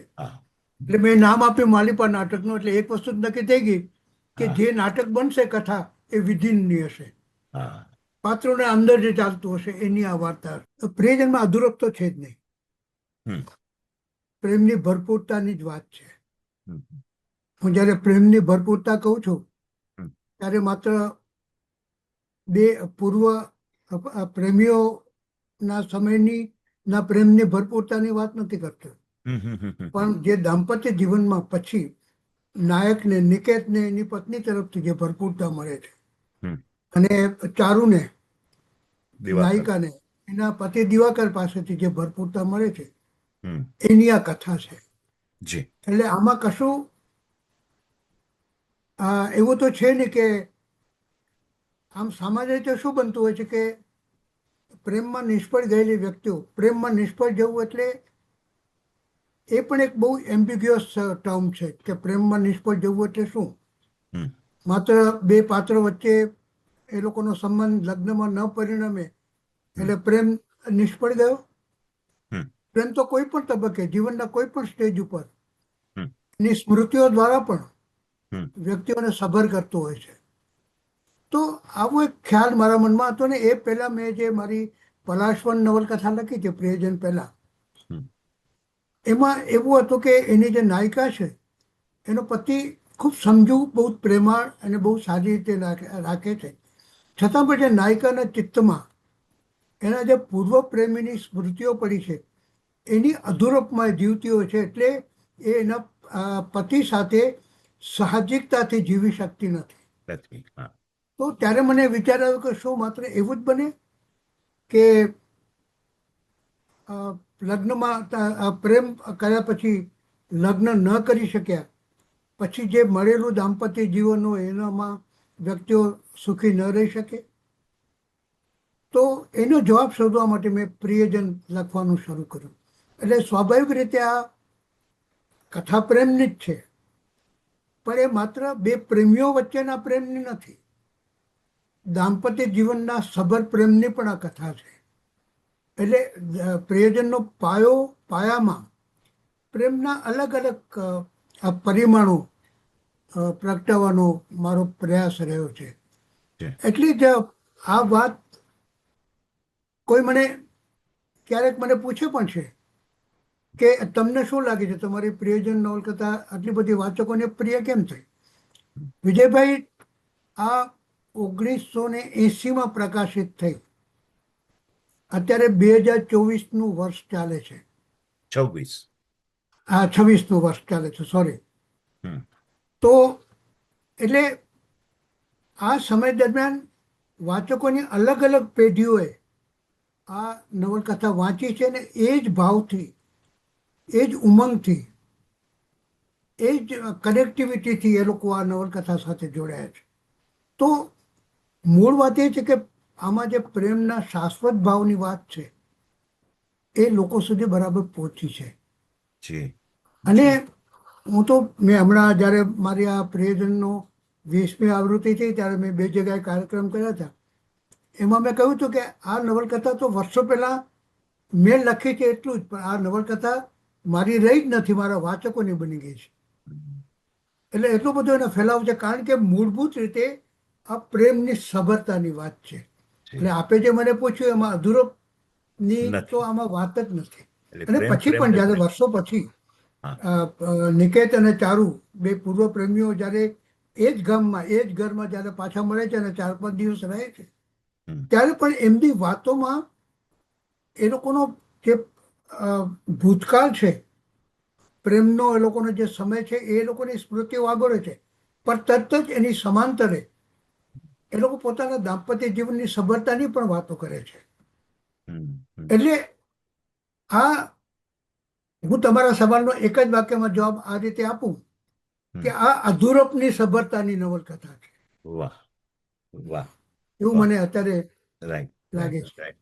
તો વિનેશભાઈ, મને બે પ્રશ્નો સૂજે છે કે એક તો દરેક નવલકથાને અંતે એ માનવ મનની જ યાત્રા હોય છે આમ તો. હમ અને ત્યારે એમાંથી, કારણ કે આપના વિશે જે કહેવાયું છે, લખાયું છે, એ કહેવાયું છે કે વિનેશ અંતાણીની કૃતિઓમાં બાહ્ય ઘટનાઓ કરતા આંતરિક ઘટના વધુ મહત્વની હોય છે. હમ હમ એટલે એ સંદર્ભમાં હું કહું છું કે આપની જે નવલકથા છે એ અંતે તો માનવ મનની જ અંતર યાત્રા છે. નેચરલી, કારણ કે મને માનવ સંબંધોના વિવિધ પરિમાણો તપાસવાનું મને બહુ ગમે છે. હમ. અને આ માનવ સંબંધ એટલો બધો સઘન છે, હમ. એટલો બધો કોમ્પ્લેક્સ છે ને એટલા બધા પાસા હોય છે હમ. હમ. કે એને તપાસતા તમારે એને તપાસવા માટે તમારે કેટલીય કૃતિઓ રચવી પડે. અને એમાં એમના મારો એક બીજો પણ એક છે કે હું પ્રેમ અને સંબંધને સાથે મૂકીને જોઉં છું. હું હંમેશા એમ કહેતો હોઉં છું, મેં મારા જીવનમાં પણ આ અનુભવ્યું છે, મારા દાંપત્ય જીવનમાં. અને મેં મારા નસીબે, સારા નસીબે મેં જે છોકરીને પ્રેમ કર્યો એને જ હું પરણી શક્યો ને અમે પત્ની તરીકે જીવ્યા. આ તો અમે જ્યારે પ્રેમ કરતા હતા ત્યારે એક શરત રાખી હતી કે આપણે સમજપૂર્વક પ્રેમ કરશું અને લગ્ન પછી આપણે પ્રેમપૂર્વક આપણી સમજને આપણે જીવનમાં ઢાળશું. તો આ બે જે સમાંતર ઘટનાઓ છે, આ તો મેં મારો એક અંગત દાખલો આપ્યો, પણ મારી બધી જ કૃતિમાં અલ્ટિમેટલી માનવ સંબંધોની અને માનવ સંવેદનની ગાઢ જે પેલું જે ઊંડાણ હોય છે એને સમજવાની મારી કોશિશ છે. અને એ જ મારી કૃતિઓનું જેને કે કરોડરજ્જુ છે તો પ્રાણવાયુ છે. રાઈટ. તો આપ પાત્રો રચો છો કે પાત્રો આપના અંદર વર્ષો સુધી જીવે છે ને પછી કાગળ પર ઉતરે છે? That all depends. મેં આપને જરૂરી નથી કે પાત્રો વાસ્તવિક જીવનમાં જોયા હોય કે આપણે એને મળ્યા હોય. કથા પણ જરૂરી નથી કે વાસ્તવિક જીવનમાં ક્યાંક આપણે જોયું હોય ને આપણે લખતા હોઈએ. કાલ્પનિક પણ હોઈ શકે. એક વાર્તાનું ટેકઅપ પોઈન્ટ આવે છે જ્યાંથી તમારા મનમાં કશું ઉગે.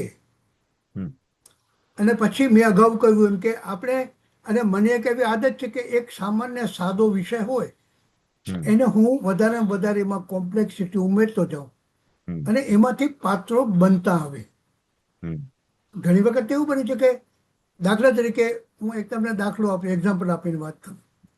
હમણાં થોડી વાર પહેલા વાત કરી મારી છેલ્લી નવલકથા અવશેષ નવલકથાની. એનું વિષય વસ્તુ બહુ સાદું મારા મનમાં આવ્યું હતું એક ટૂંકી વાર્તા માટે. એમાં એવું હતું કે એક 70+ વૃદ્ધ બાઈને અલ્ઝાઇમર છે અને એનાથી 2 વર્ષ નાની બેન એની સંભાળ લે છે. તો પછી મને થયું કે આ તો બહુ સામાન્ય વિષય વસ્તુ છે, આમાં તો હું શું નવું કહેવાનું છું. એટલે મને થયું કે આ હું નહીં લખું, કારણ કે થોડા વર્ષો પહેલા મેં આવા જ પ્રકારની એક વાર્તા મેં લખી જ હતી. એટલે મેં એ વિચાર માંડી વાળ્યો. પણ કેટલીક વાર્તાઓ બહુ હઠી હોય છે, બહુ હઠ કરે તમારી સાથે. કારણ કે બીજો એક વાક્ય અહીંયા ઉમેરું. મેં ઘણી વાર લખ્યું છે અને કહ્યું છે વિજયભાઈ કે લેખકની કૃતિઓ અથવા તો દરેક કલાકૃતિઓ હજી ભવિષ્યમાં સર્જાવાની અને લખાવાની કૃતિઓ, કલાકૃતિઓ એ આ બ્રહ્માંડમાં ચારે તરફ ફરતી હોય છે. લખવાની કે સર્જવાની ઉતાવળ કે ગરજ માત્ર એના લેખકને નથી હોતી, પેલી જે કૃતિ છે એને પણ અવતરવાની ગરજ હોય છે. અને એ ત્યારે એ કોઈ લેખકને પસંદ કરે છે કે હું આના માધ્યમથી હું અવતાર લઈશ, અવતરીશ.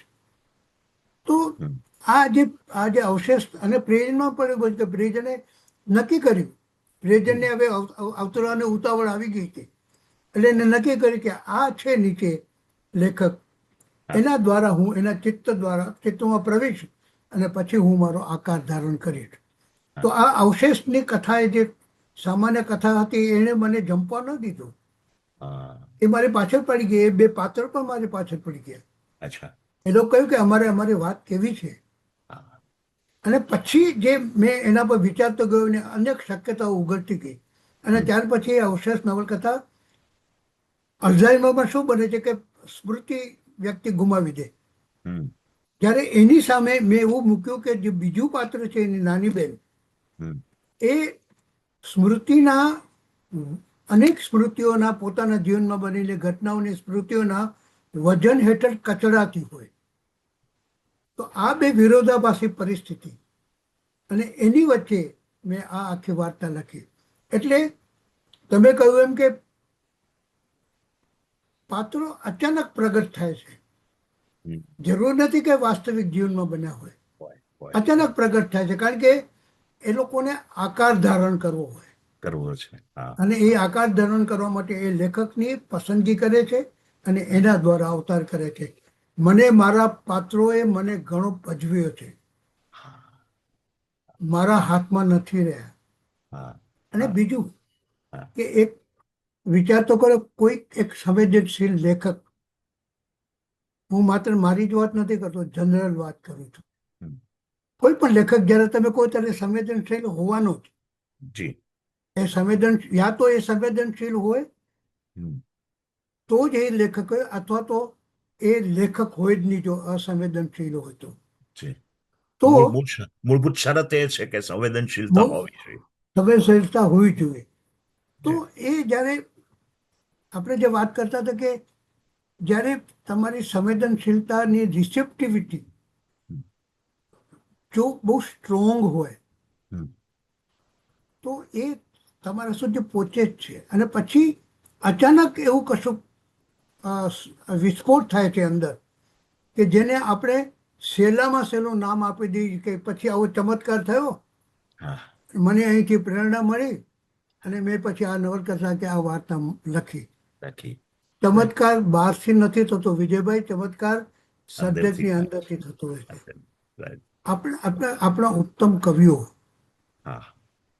અચાનક એ લોકોના મનમાં કોઈ કાવ્ય પંક્તિ જન્મે અને પછી ઉત્તમ પ્રકારના કાવ્યો આપણને આપ્યા છે. તો આ એ જ રચના પ્રક્રિયા છે, એ જ સર્જન પ્રક્રિયા છે. હા. અને પણ જેનો તમે આનંદ જેમ છે. કહ્યું કે અવતરવાની ઉતાવળ હોય છે કૃતિને પણ, હા એમ કવિની કવિતાને પણ એવું કહેવાય છે કે પહેલી પંક્તિ ઈશ્વર તરફથી મળે છે અને હા પછી પછી આગળ કવિતા નો ઘાટ ઘડાય છે. એ એવું એ પ્રચલિત હા ઉક્તિ છે આ. બરાબર છે. જે. તો એમાં પણ આ છે કે કશું ક્યાંકથી આવી શકતું હોય છે, તમને ખબર હા. પણ ન હોય. નથી હોતી. હા. હા. હા. ઘણી વખત મેં એક આદત પણ રાખી છે વર્ષોથી હા. કે હું રાતે સૂઈ ગયો હોઉં ત્યારે મારી બાજુમાં હમ. મારી ટીપોઈ ઉપર કે મારા સ્ટૂલ ઉપર એક લખવાની નોટપોથી પડી જ હોય. હા.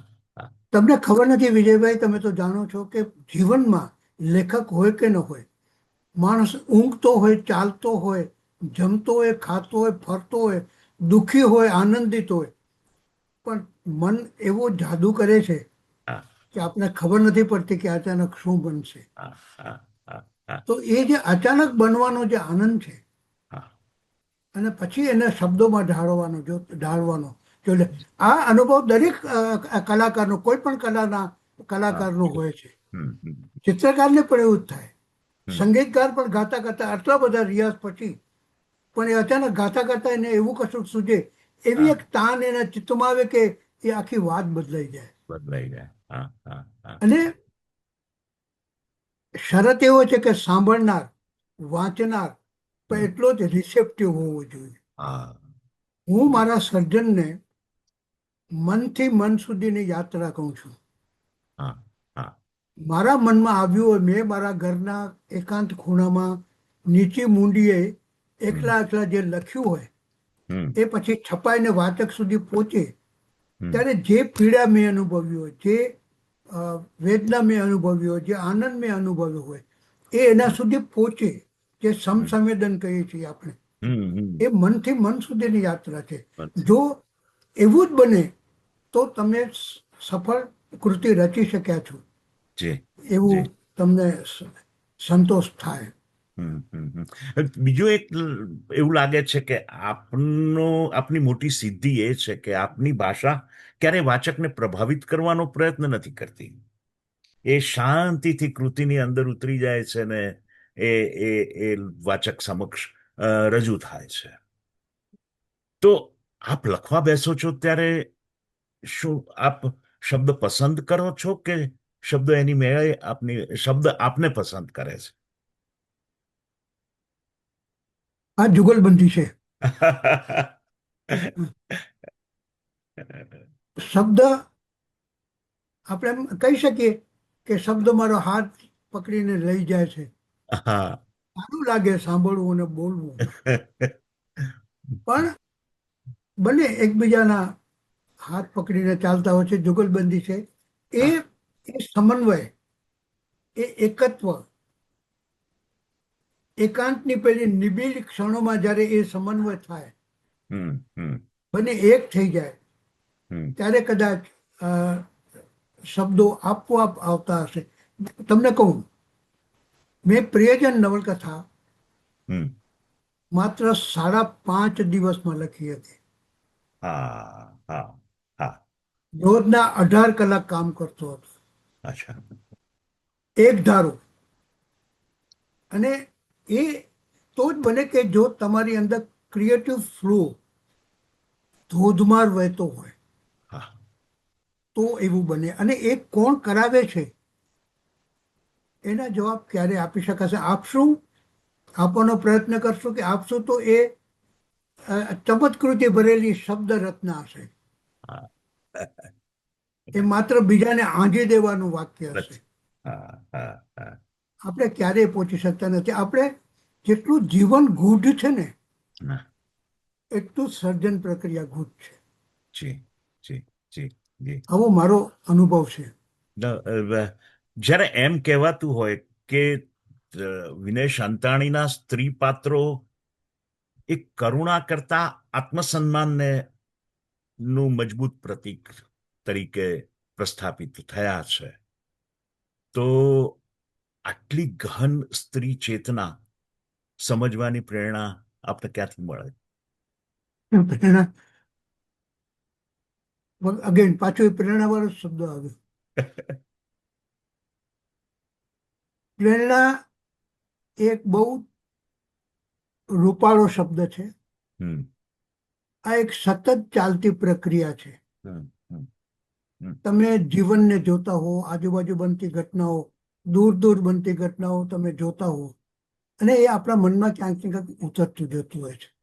હમ એમાંથી એક છાપ બંધાય છે, એક તમારા કેરેક્ટર વિશેની, હમ કે તમે શું એમની સાથે શું કરવા માંગો છો, તમે હમ કેવા પ્રકારના પાત્રો કરવા લાગો છો.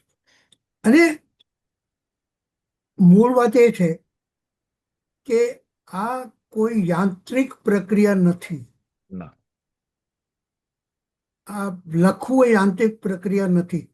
હમ લખતા લખતા એવું સૂઝતું જાય, હમ એવું એવું નવું નવું બનતું આવે હમ કે આપણે પોતે પણ આશ્ચર્યમાં પડી જઈએ. હમ અને હું તો મારી કોઈ પણ વર્ષો પહેલા લખેલી કૃતિ વાંચું ને, હમ ત્યારે મને હંમેશા પ્રશ્ન થાય છે કે આ મેં લખી છે. હમ હમ. કારણ કે આપણે એ કૃતિ લખ્યા પછી એમાંથી બહાર આવી ચૂક્યા હોઈએ છીએ. હા હા હા. તો આપણે એમ થાય કે આ મેં લખી છે, એવું હમ પણ થાય. આ હમ પાત્ર મેં રચ્યું, હા હા. મેં આ પાત્ર બનાવ્યું. અને પછી તો યાદ પણ ના આવે કે મને કઈ ઘડીએ, કયા સમયે મને આ કથા કે આ પાત્ર મારા મનમાં આવ્યા છે. બહુ હમ. ગૂઢ પ્રક્રિયા છે. અને કોઈ હા. સીધા સાદા નિયમો નથી. જવાબ નથી હોતા, સિવાય કે મેં હમ. કહ્યું એમ આપણે શણગારેલા શબ્દોમાં એવું કોઈક ચાચુકતી કરી દઈએ તો જવાબ મળે. હમ. યા અને એને બીજું વિજયભાઈ, હા હા બીજું હા. મારો એક અનુભવ છે હમ કે તમે નવી કૃતિ લખવા બેસો ને, હમ એ વાર્તા હોય, કવિતા હોય કે નવલકથા હોય કે કશું પણ હોય, હમ. ત્યારે તમે અગાઉ લખેલી કૃતિઓનો કોઈ અનુભવ એમાં કામ લાગતો નથી. નથી. હા. એ વાત પેલી કૃતિ સાથે પૂરી થઈ ગઈ હોય છે. જી.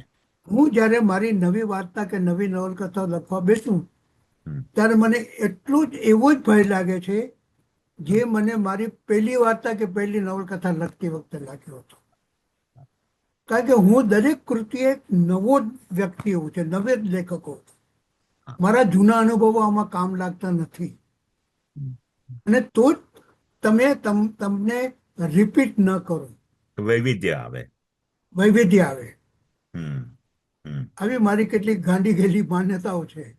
પણ એ માન્યતાઓ તો એ ખરેખર અનુસરવા લાયક માન્યતાઓ છે. એટલે કોઈ પણ લેખકે લખવું જ હોય તો એ પૂરી સ્લેટને ભૂસી નાખવી પડે, સાફ કરી નાખવી પડે અને ફરીથી નવેસરથી લખવું પડે. તો મેં એવું પણ જોયું કે આપની ભાષા બહુ શોર કરતી નથી. સાદગીપૂર્ણ ભાષા, સરળ ભાષામાં આપ લેખન કરો છો અને એને કારણે તમે માનો છો કે સાદગી જ આપની ભાષાની સૌથી મોટી શક્તિ છે? સમજો નહીં, શું કહ્યું તમે? એટલે હું એમ કહું છું કે આપની જે વ્યક્ત ભાષા છે એવું અનુભવાયું છે કે એ બહુ શોર નથી કરતી, બહુ સાદી સરળ ભાષામાં વ્યક્ત થાય છે. તો આપ પોતે પ્રયત્નપૂર્વક એવું સાદગીપૂર્ણ ભાષામાં કે બહુ ભવ્ય ભાષા, અલંકારો અને ઉપમાઓથી ભરપૂર એવી ભાષાને પ્રયોજવાને બદલે સરળ સાદી ભાષાનો પ્રયોગ કરો છો? તો એવું પ્રયત્નપૂર્વક થાય છે કે આપનું લેખકે વાચકોને આંધી દેવાના હોય કે એ લોકોના મનમાં પ્રવેશ કરવાનો હોય? તમારી ભાષા સાદી હોય, લયાત્મક હોય અને છતાં એ ગહન અર્થો પ્રગટ કરાવી શકતી હોય તો વાચકો આપણા સુધી આપોઆપ જોડાય જ છે. લેખકને આંધી દેવા માટે અલંકૃત ભાષા લખી શકાય, હા, પણ ધેટ ઓલ ડિપેન્ડ્સ કે તમે કેવો વિષય પસંદ કર્યો છે. ધારો કે તમે કોઈ પૌરાણિક કથા લખતા હો તો એમાં લોકબોલીમાં, સિવાય કે તમે લોકબોલીમાં એ કથા કહેવા માંગતા હો તો વાત જુદી છે. નહીં તો એ સમયની ભાષાની કક્ષા પણ તમારે પકડી રાખવી પડે. એટલે આનું કશું ચોક્કસ ના હોતું. તમે કઈ ઘટના પર તમે કામ કરવા માંગો છો, કયો સમય છે. ધારો કે હું કોઈ ભવિષ્યની આજથી 50 વર્ષ પછીની કે 100 વર્ષ પછીનું કોઈ કથાનું કલ્પના કરીને હું એક નવલકથા લખું તો મારી ભાષા બદલાવાની છે. હું અત્યારે આજની યુવા પેઢી જેનજીની ભાષામાં જો હું કોઈ નવલકથા કરવા માંગતો હોઉં તો મારે એના સંવાદોમાં એ લોકો જે સોશિયલ મીડિયા ઉપર જે ભાષા જે નવી ઉપજાવી રહ્યા છે એનો મારે ઉપયોગ કરવો જ પડે. તો આ બધી તમારી કૃતિની માંગ હોય છે વિજયભાઈ. જી જી. અને વિનેશભાઈ, આપે ખૂબ વાર્તાઓ લખી છે, નવલકથાઓ તો છે જ, એની સમાંતરે વાર્તાઓ પણ ખૂબ લખી છે આપે. વાર્તાઓ વિશે સંક્ષિપ્તમાં વાત કરશો? મને યશ અને કીર્તિ અપાવે છે મારી નવલકથાઓએ. બરાબર. પણ હું મૂળભૂત રીતે હું વાર્તાનો લેખક છું. એ એટલા માટે કે વાર્તાના પડકારો બહુ જ મોટા હોય છે. તમારે બહુ નાના ફલકમાં, મર્યાદિત ફલકમાં, વાર્તા લાંબી પણ હોઈ શકે, મર્યાદિત ફલકમાં તમારે ઘણું બધું કહી દેવાનું હોય છે. તમે જે કહેવા માંગતા હો બધું, અને એનું એક વાર્તાની સિંગલ ઇફેક્ટ હોવી જોઈએ. વાર્તા શરૂ થાય અને અંત પામે ત્યાં સુધી એની સિંગલ ઇફેક્ટ હોવી જોઈએ. વાર્તા જ્યાં ત્યાં વહેણો બદલાય કરે કે એમાં પ્રસ્તાર થવા લાગે તો એ વાર્તા નથી બનતી. એટલે બહુ ચેલેન્જિંગ સ્વરૂપ છે વાર્તાનું. એમાં મને કામ કરવું મને બહુ ગમે છે. હું નવલકથા આસાનીથી લખી શકું કદાચ, પણ મને ટૂંકી વાર્તા લખતા મને બહુ તકલીફ પડે છે. બહુ જ એમાં સમય જાય, બહુ જ કરવું પડે કામ. અને હું મારી નવલકથાઓથી માંડીને મારા નિબંધો, મારી વાર્તાઓ હું હંમેશા રીરાઇટ કરું છું. રાઈટ. એટલે મારા ઘરના લોકો એમ મજાકમાં કહે કે તમે બહુ મજૂરી કરો છો. એટલે મેં કહ્યું કે હું સર્જક મજૂર છું. મને એ કરવું ગમે છે. કારણ કે એના સિવાય એક તમે પેલો ડ્રાફ્ટ એ ફાઇનલ હોઈ શકે નહીં. એમાં ઘણું બધું પછી પાછળથી કામ કરવાનું હોય. તો એ રીતે મને એ બધું ગમે છે. અને બીજું એક વાત કહું, તમે આ પ્રશ્ન પૂછ્યો સારું થયું કે મારી મોટાભાગની નવલકથાઓનું વિષય વસ્તુ મેં હમણાં અવશેષની વાત કરી એમ એક ટૂંકી વાર્તાના વિષય તરીકે આવ્યું છે. અચ્છા. મને સૌથી પહેલી એ કોઈ પણ મુદ્દો સૂઝે ત્યારે એ ટૂંકી વાર્તા માટે સૂઝ્યો હોય. અને પછી જે મેં કહ્યું એમ કે પછી એમાં જ્યારે હું લખવા બેસું અથવા લખવા પહેલા એમાં જે નવા નવા જે ફાટાઓ ખુલે, નવી નવી શક્યતાઓ ઉઘડે, નવી નવી પોસિબિલિટીઝ એના પરિમાણો ઉઘડે, ત્યાર પછી મને એમ થાય કે મારે તો આના પરથી નવલકથા લખવી પડે. કારણ કે આ વાર્તાના ટૂંકા ફલકમાં આ વાત નહીં કરી શકાય. રાઈટ રાઈટ તો રાઈટ. એટલે તમારો પ્રશ્ન જે છે એ કે ટૂંકી વાર્તા મારો પહેલો પ્રેમ છે. વાહ વાહ. અને બીજું પણ હું મારા મિત્રોને કહું જે લખે છે એનું કે ક્યારે પણ ટૂંકી વાર્તાને ડાબા હાથનો ખેલ નહીં સમજતા. તમારી તમે 10 વાર્તાઓ લખી એટલે તમે હવે આવનારી બધી જ વાર્તાઓ તમે એવી જ સારી રીતે તમે લખી શકશો એ જરૂરી નથી. માન્યતા ખોટી છે. જી જી. કોઈ પણ કૃતિને ડાબા હાથનો ખેલ તો સમાજની એને વાર્તા તો નથી નથી ને નથી. Right right. હું લખતો હું ત્યારે વાર્તા મને હંફાવે, વાર્તા મને હરાવવાની કોશિશ કરે, મને લોહી લુહાણ કરી નાખે. ઓહો વાહ. ક્યારેક વાર્તા જીતે, ક્યારેક હું જીતું. હા હા. પણ અમારો બંનેનો આ જે સંઘર્ષ છે મારો અને વાર્તાનો હમ. એ જ મને આ ઉંમરે પણ મને લખવા માટે મને જીવંત રાખે છે. અને જી. હું અત્યારે પણ આ ઉંમરે આમ બધું જ પૂરું થઈ ગયું લાગતું હોય ત્યારે હું હંમેશા નવી વાર્તાઓના પ્લોટનો પડકાર ઝીલું છું. અચ્છા. I challenge myself, okay. I challenge my creativity. Right. હું મારા પર્ટિક્યુલર જે ઝોન છે એમાં કમ્ફર્ટેબલ ઝોનમાંથી હું બહાર જ નીકળવાની કોશિશ કરું હમ. તો જ મને આ લખવાનો આનંદ આવે છે. અને જી. એમાં મને મારી આ વાર્તાઓ મને બહુ મદદ કરી છે. હમ હમ હમ હમ. મેં એના જુદા જુદા વિષયો શોધવા માટે કેટલી બધી મહેનત કરી છે. મેં લોકવાર્તાઓમાંથી અત્યારના સમયને અનુરૂપ વાર્તાઓનું રૂપાંતરણ કર્યું છે. હમ હમ. મેં કોઈ નાનકડી ઘટનામાંથી વાર્તા ઉપજાવી છે. વાર્તા લખતા લખતા મને નવી વાર્તા સૂજી છે. એટલે એક વાર્તા પોતે તો લખાવી લે મારી પાસે, હા. પછી એક નવી વાર્તાનું ભાથું પણ આપી જાય. એટલે આ બધું એક સર્જન પ્રક્રિયાનો એક અકલ્પ્ય એવો પ્રદેશ છે જી. કે જેને ઓળખવાની મથામણ કરવાથી કશું જ પ્રાપ્ત થતું નથી. એ પ્રદેશમાં પ્રવેશ કરીએ, એનો આનંદ માણીએ, સર્જનનો આનંદ માણીએ. આ પણ જે મેં એવું પણ જોયું કે આપની વાર્તા છે એ આમ કહેવાય ટૂંકી વાર્તા પણ આમ એ લઘુકથા સ્વરૂપનું એનું એટલે લંબાણપૂર્વક લખાતું હોય કોઈ વાર્તા એવું લાગે કે આપની વાર્તા લંબાણપૂર્વક લખાય છે. સાચી વાત છે. હમ. મેં કેટલીક દીર્ઘ લાગે એવી વાર્તાઓ પણ લખી છે. હમ. મારી કેટલીક દીર્ઘ વાર્તાઓનું સંપાદન પણ દર્શનાબેન ધોળકિયાએ કર્યું છે, અલગ તારવીને. અચ્છા. તો એનું કારણ છે હમ. કે મને વાર્તામાં સ્પેસની જરૂર પડે છે. જી. મને જગાવો જોઈએ કે જેમાં હું પાત્રોનો વિકાસ કરી શકું, એના ચિત્તમાં ચાલતી જે સંવેદનો છે એમની પીડા એને હું વ્યક્ત કરી શકું. તો મને એમાં સ્પેસ જોઈએ.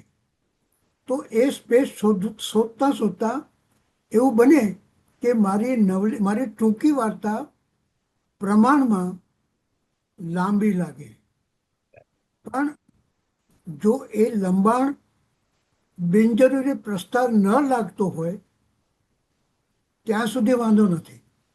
પણ એ જે ક્ષણે બિનજરૂરી પ્રસ્તાર થતો લાગે ત્યારે હું જે મારું રીરાઇટિંગ વખતે જે એડિટિંગ કરું ને એ એડિટિંગમાં બધું જ નીકળી જતું હોય છે. નીકળી જાય. ચુસ્તી એ ટૂંકી વાર્તાની સૌથી પહેલી શરત છે. જી. અને એ ચુસ્તી વાર્તા 2 પાનાની હોય, ઇવન એક લીટીની વાર્તા હોય હા. કે 50 પાનાની દીર્ઘ વાર્તા હોય,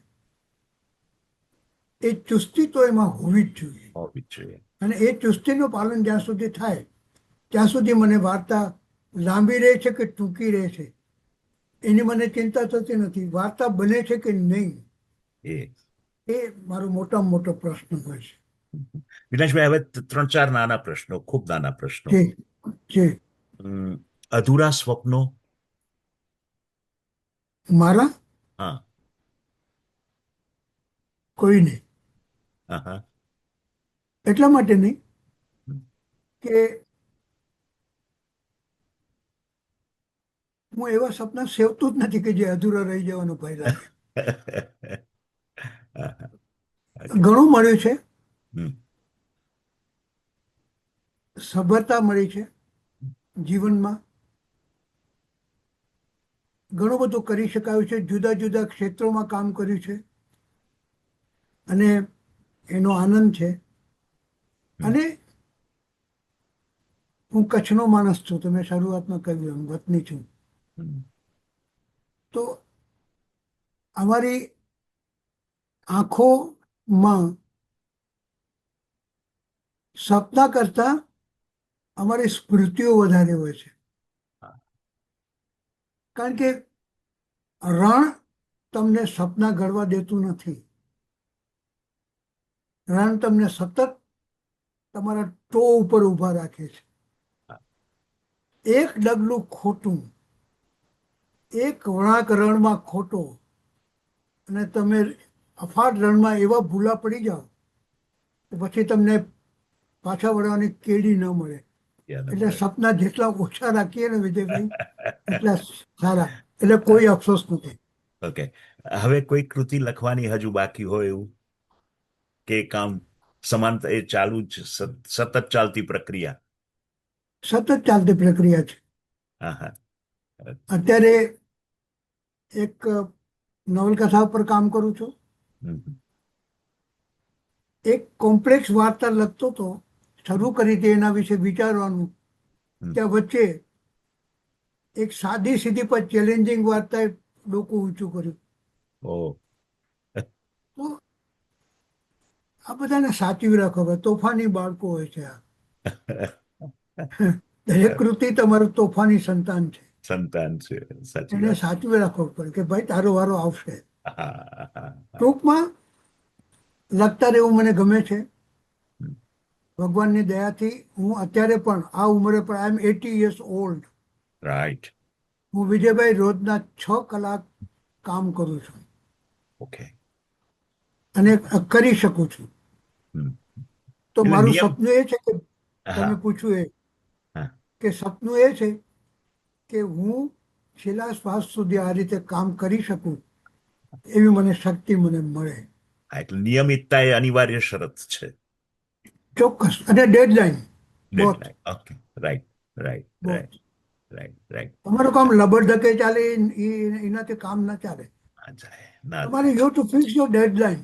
રાઈટ રાઈટ. અને પછી તમારો ક્રમ હોય કે આ ડેડલાઈન આમાં હું આટલું કરીશ, આટલા દિવસોમાં પૂરું કરીશ, અને પછી એને ફાઇનલ કરીને હું આગળ બીજું કામ કરીશ. એટલે હું આવતી આજે આવતી પેઢીને શું સોંપવું છે? આવતી પેઢી તો વિજયભાઈ એટલી બધી સમજુ છે,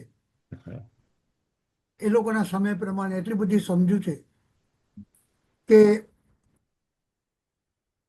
આપણે અત્યારની અને આવતી પેઢી વિશે બહુ ભ્રમ ઊભા કર્યા છે.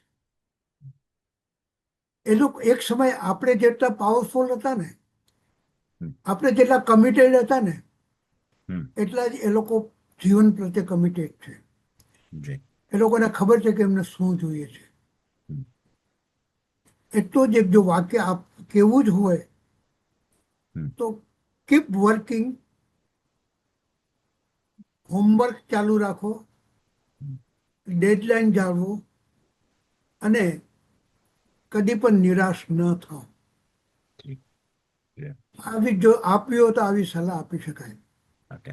અ, પરિવારની વાત કરો, આપના પરિવારની જી સંક્ષિપ્તમાં વાત. મારા મા બાપની તો મેં વાત કરી એ તો હવે પૂરું જી. થઈ ગયું, પણ મારી પત્ની હમ. પુષ્પા એ અમે કોલેજમાં હતા ત્યારે પ્રેમમાં પડ્યા, હમ. અને પછી અમે પરણ્યા. એ આકાશવાણીમાં એનાઉન્સર તરીકે એને 33 વર્ષ કામ કર્યું. હું એનાથી પાછળ આકાશવાણીમાં જોડાયો. હમ. હમ. અમે સાથે મળીને ઘણી બધી કલા પ્રવૃત્તિઓ કરી છે, નાટક કર્યા છે. મારા બધા જ રેડિયો નાટકમાં એણે જ નાયિકાનો રોલ ભજવ્યો છે. હા, હા.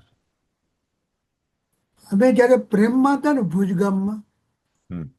ત્યારે મારી પાસે સાયકલ નહોતી, અચ્છા. એની પાસે સાયકલ હતી. ઓહો. તો એ મને એની સાયકલના કેરિયર પર પાછળ બેસાડી અને મને લઈ જતી. વાહ, વાહ. હજી પણ સાયકલ એ જ ચલાવે છે, અચ્છા. અને હું તો હજી પણ એની સાયકલને કેરિયરની પાછળ જ બેઠો. બેસો છો. Right, right, right. જીવન, પતિ પત્ની દાંપત્ય જીવન એક સાયુજ્ય નો જી, ભાવ ઊભો કરે. જી. એટલે ટૂંકમાં એણે મને આ જીવનના વ્યવહારિક બાબતોમાંથી મુક્ત રાખ્યો છે. જી. મારા ગજવામાં પૈસા, એક રૂપિયાની નોટ પણ નથી હોતી. હા. મને એ લોકો સાચવે છે, એ જ સાચવે છે, હમ. અને મારા સંતાનો સાચવે છે. મને 2 દીકરા. બરાબર. પહેલા મોટા દીકરાનું નામ મિત અને બીજાનું નામ સેતુ. ઓકે. બંનેના નામના અર્થો બહુ વિચારીને અમે આ નામ હા, હા, પાડ્યા છે. હા, હા. મિત છે એમાં એનો જે મિત્રભાવ, જે મિત તમારો સંગાતી એવો, હા. અને સેતુ જે બંનેને જોડી રાખે. બ્રિજ છે કે જે જોડે છે. એ લોકો બંને બંને આઈટીના ક્ષેત્રમાં કામ કરે છે. અચ્છા. બંને જણા યુએસની ઓરેકલ કંપનીમાં સારા હોદ્દા પર કામ કરતા હતા. હમ. હમ. પછી એ લોકોએ હવે હૈદરાબાદમાં એ લોકોએ પોતાની કંપની શરૂ કરી છે, અને એ લોકો કોમ્પ્યુટરના ફિલ્ડમાં, આઈટીના ફિલ્ડમાં એમને કંપની બહુ સારી રીતે કામ કરે છે. બંને અચ્છા. ભાઈઓ એમાં જ છે. મારો મોટો દીકરો તો એક પાર્ટનર છે, અને હમ. આ સેતુ એની સાથે એ હમ. અમદાવાદની ઓફિસ સંભાળે છે. ઓકે. તો દે both are in the IT computer line. Right, અને રાઈટ. મારા ત્રીજી પેઢીના સંતાનો પણ, હમ. એમાંથી મિતના બંને દીકરાઓ, એ લોકો પણ આઈટીના ક્ષેત્રમાં છે. હમ. સેતુની દીકરી માં હું પ્રવેશું છું, એ સાહિત્યમાં છે. ઓહ, એ વેરી ગુડ. અત્યારે અંગ્રેજી સાહિત્યમાં પીએચડી કરી રહી છે. ક્યાં વાત હે, વાહ ભાઈ વાહ. તો અને મારી બંને પુત્રવધુ. હમ. આ અમારો સંસાર છે. અને બીજું, હમ. આ તો પરિવારની બાહ્ય કથાઓ, ઘટના બની, વિગતો હમ. મળી. હમ. હું એક જ દાખલો આપીને મારી આ વાત પરિવાર વિશેની પૂરી કરીશ. હમ. હું આખા દિવસમાં જે મેં કંઈ લખ્યું હોય ને, હમ. વાર્તા લખી હોય કે નવલકથા આગળ વધારી હોય, હમ. ત્યારે અમે સાંજે, રાતે બધા ભેગા બેસીએ. ઓકે. મારું આખું પરિવાર, ત્રીજી પેઢીના સંતાનો પણ, અમે 9 જણા સાથે બેસીએ, હમ. અને પુષ્પા મેં જે લખ્યું હોય એનું પઠન કરે, Correct. અને અમે બધા સાથે મળીને સાંભળીએ. ઓકે. એટલે આ એક એવી પ્રવૃત્તિ છે કે જે તમને અરસપરસ બધા સાથે જોડી રાખે છે. રાખે છે. જી. અને એનાથી એક ક્રિએટિવ પ્રોસેસ, ક્રિએટિવિટી, જીવનની સમજણ, હમ. હમ. પ્રેમની સૂક્ષ્મતા, વાલની સૂક્ષ્મતા, સંબંધોનું મહત્વ, એ બધું આમાંથી સમજાય છે.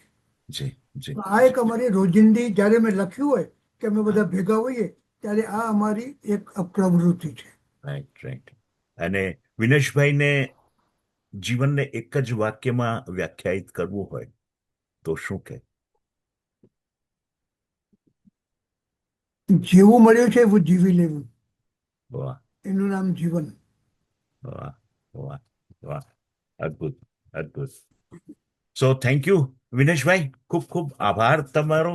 તમે મારા શોમાં પધાર્યા, થોડીક અડચણો આવી પણ અંતે તો હેમનું હેમ હોય એમ કેમ આપણું પૂરું થયું છે recording. So thank you again, ખૂબ ખૂબ મને આભાર પણ આપનો. તમારી સાથે વાત કરવાની બહુ મજા આવી છે. Thank you sir. અને તમે આ મને વાત કરવા લાયક સમજ્યા એના માટે પણ હું આપનો આભાર માનું છું. Thank you sir. આભાર thank you. Vijaybhai. Thank you. Thank you. Thank you very thank much. You. દોસ્તો, શબ્દોની સુગંધ, ભાવનાઓની સરવાણી અને સંવેદનાનો અખૂટ મહાસાગર, આ છે શ્રી વિનેશ અંતાણીના અક્ષરદેહની ઓળખ. એમની કલમમાંથી પ્રગટેલા શબ્દો ભીતરના એકાંતને સુરીલું બનાવે છે. પરમાત્મા જ્યારે કોઈ સર્જકને આ ધરતી પર મોકલે છે ત્યારે તેના હાથમાં કલમ અને વાણીમાં થોડુંક મૌન મૂકે છે. જોકે શબ્દો તો દરેક લખી શકે, પરંતુ મૌનને ભાષા આપવાની કૃપા સૌને મળતી નથી. કચ્છના બંજર રણ વચ્ચે પણ લાગણીઓના લીલાછમ ઉપવન કેવી રીતે ખીલવી શકાય, એ કલમકારી વિનેશભાઈએ ભાવકને શીખવી છે. એમની વાર્તાઓ માત્ર કાગળ ઉપર છપાયેલા અક્ષરો નહીં, પણ માનવ હૃદયના ધબકારાને આબેહૂબ ઝીલતો એક અરીસો છે. રેડિયોના પવન તરંગોથી શરૂ થઈ અને સાહિત્યના ઉચ્ચ શિખરો સુધી પહોંચેલી એમની સફર દર્શાવે છે કે જ્યાં કરુણા છે ત્યાં જ સાચું સર્જન છે. જીવનમાં વિરહ હોય કે પ્રેમ, એકલતા હોય કે સંઘર્ષ, પરંતુ જો સંવેદના જીવંત હોય તો પ્રત્યેક ક્ષણ એક કાવ્ય બની શકે છે. દોસ્તો, હું વિજય ઠક્કર હવે આપની વિદાય લઈશ. અક્ષરોની આ અનન્ય યાત્રાને હવે વિરામ આપીશું. પણ યાદ રાખજો, કહાનીઓનો ક્યારેય અંત નથી હોતો. એ તો કોઈક નવા હૃદયમાં ધબકવા માટે એક વળાંક લે છે. ફરી મળીશું આવી જ એક અન્ય સફરમાં, નવા અંકમાં. ત્યાં સુધી શબ્દોની સંગતમાં રહેજો, પ્રેમ વહેંચતા રહેજો. આવજો. નમસ્કાર.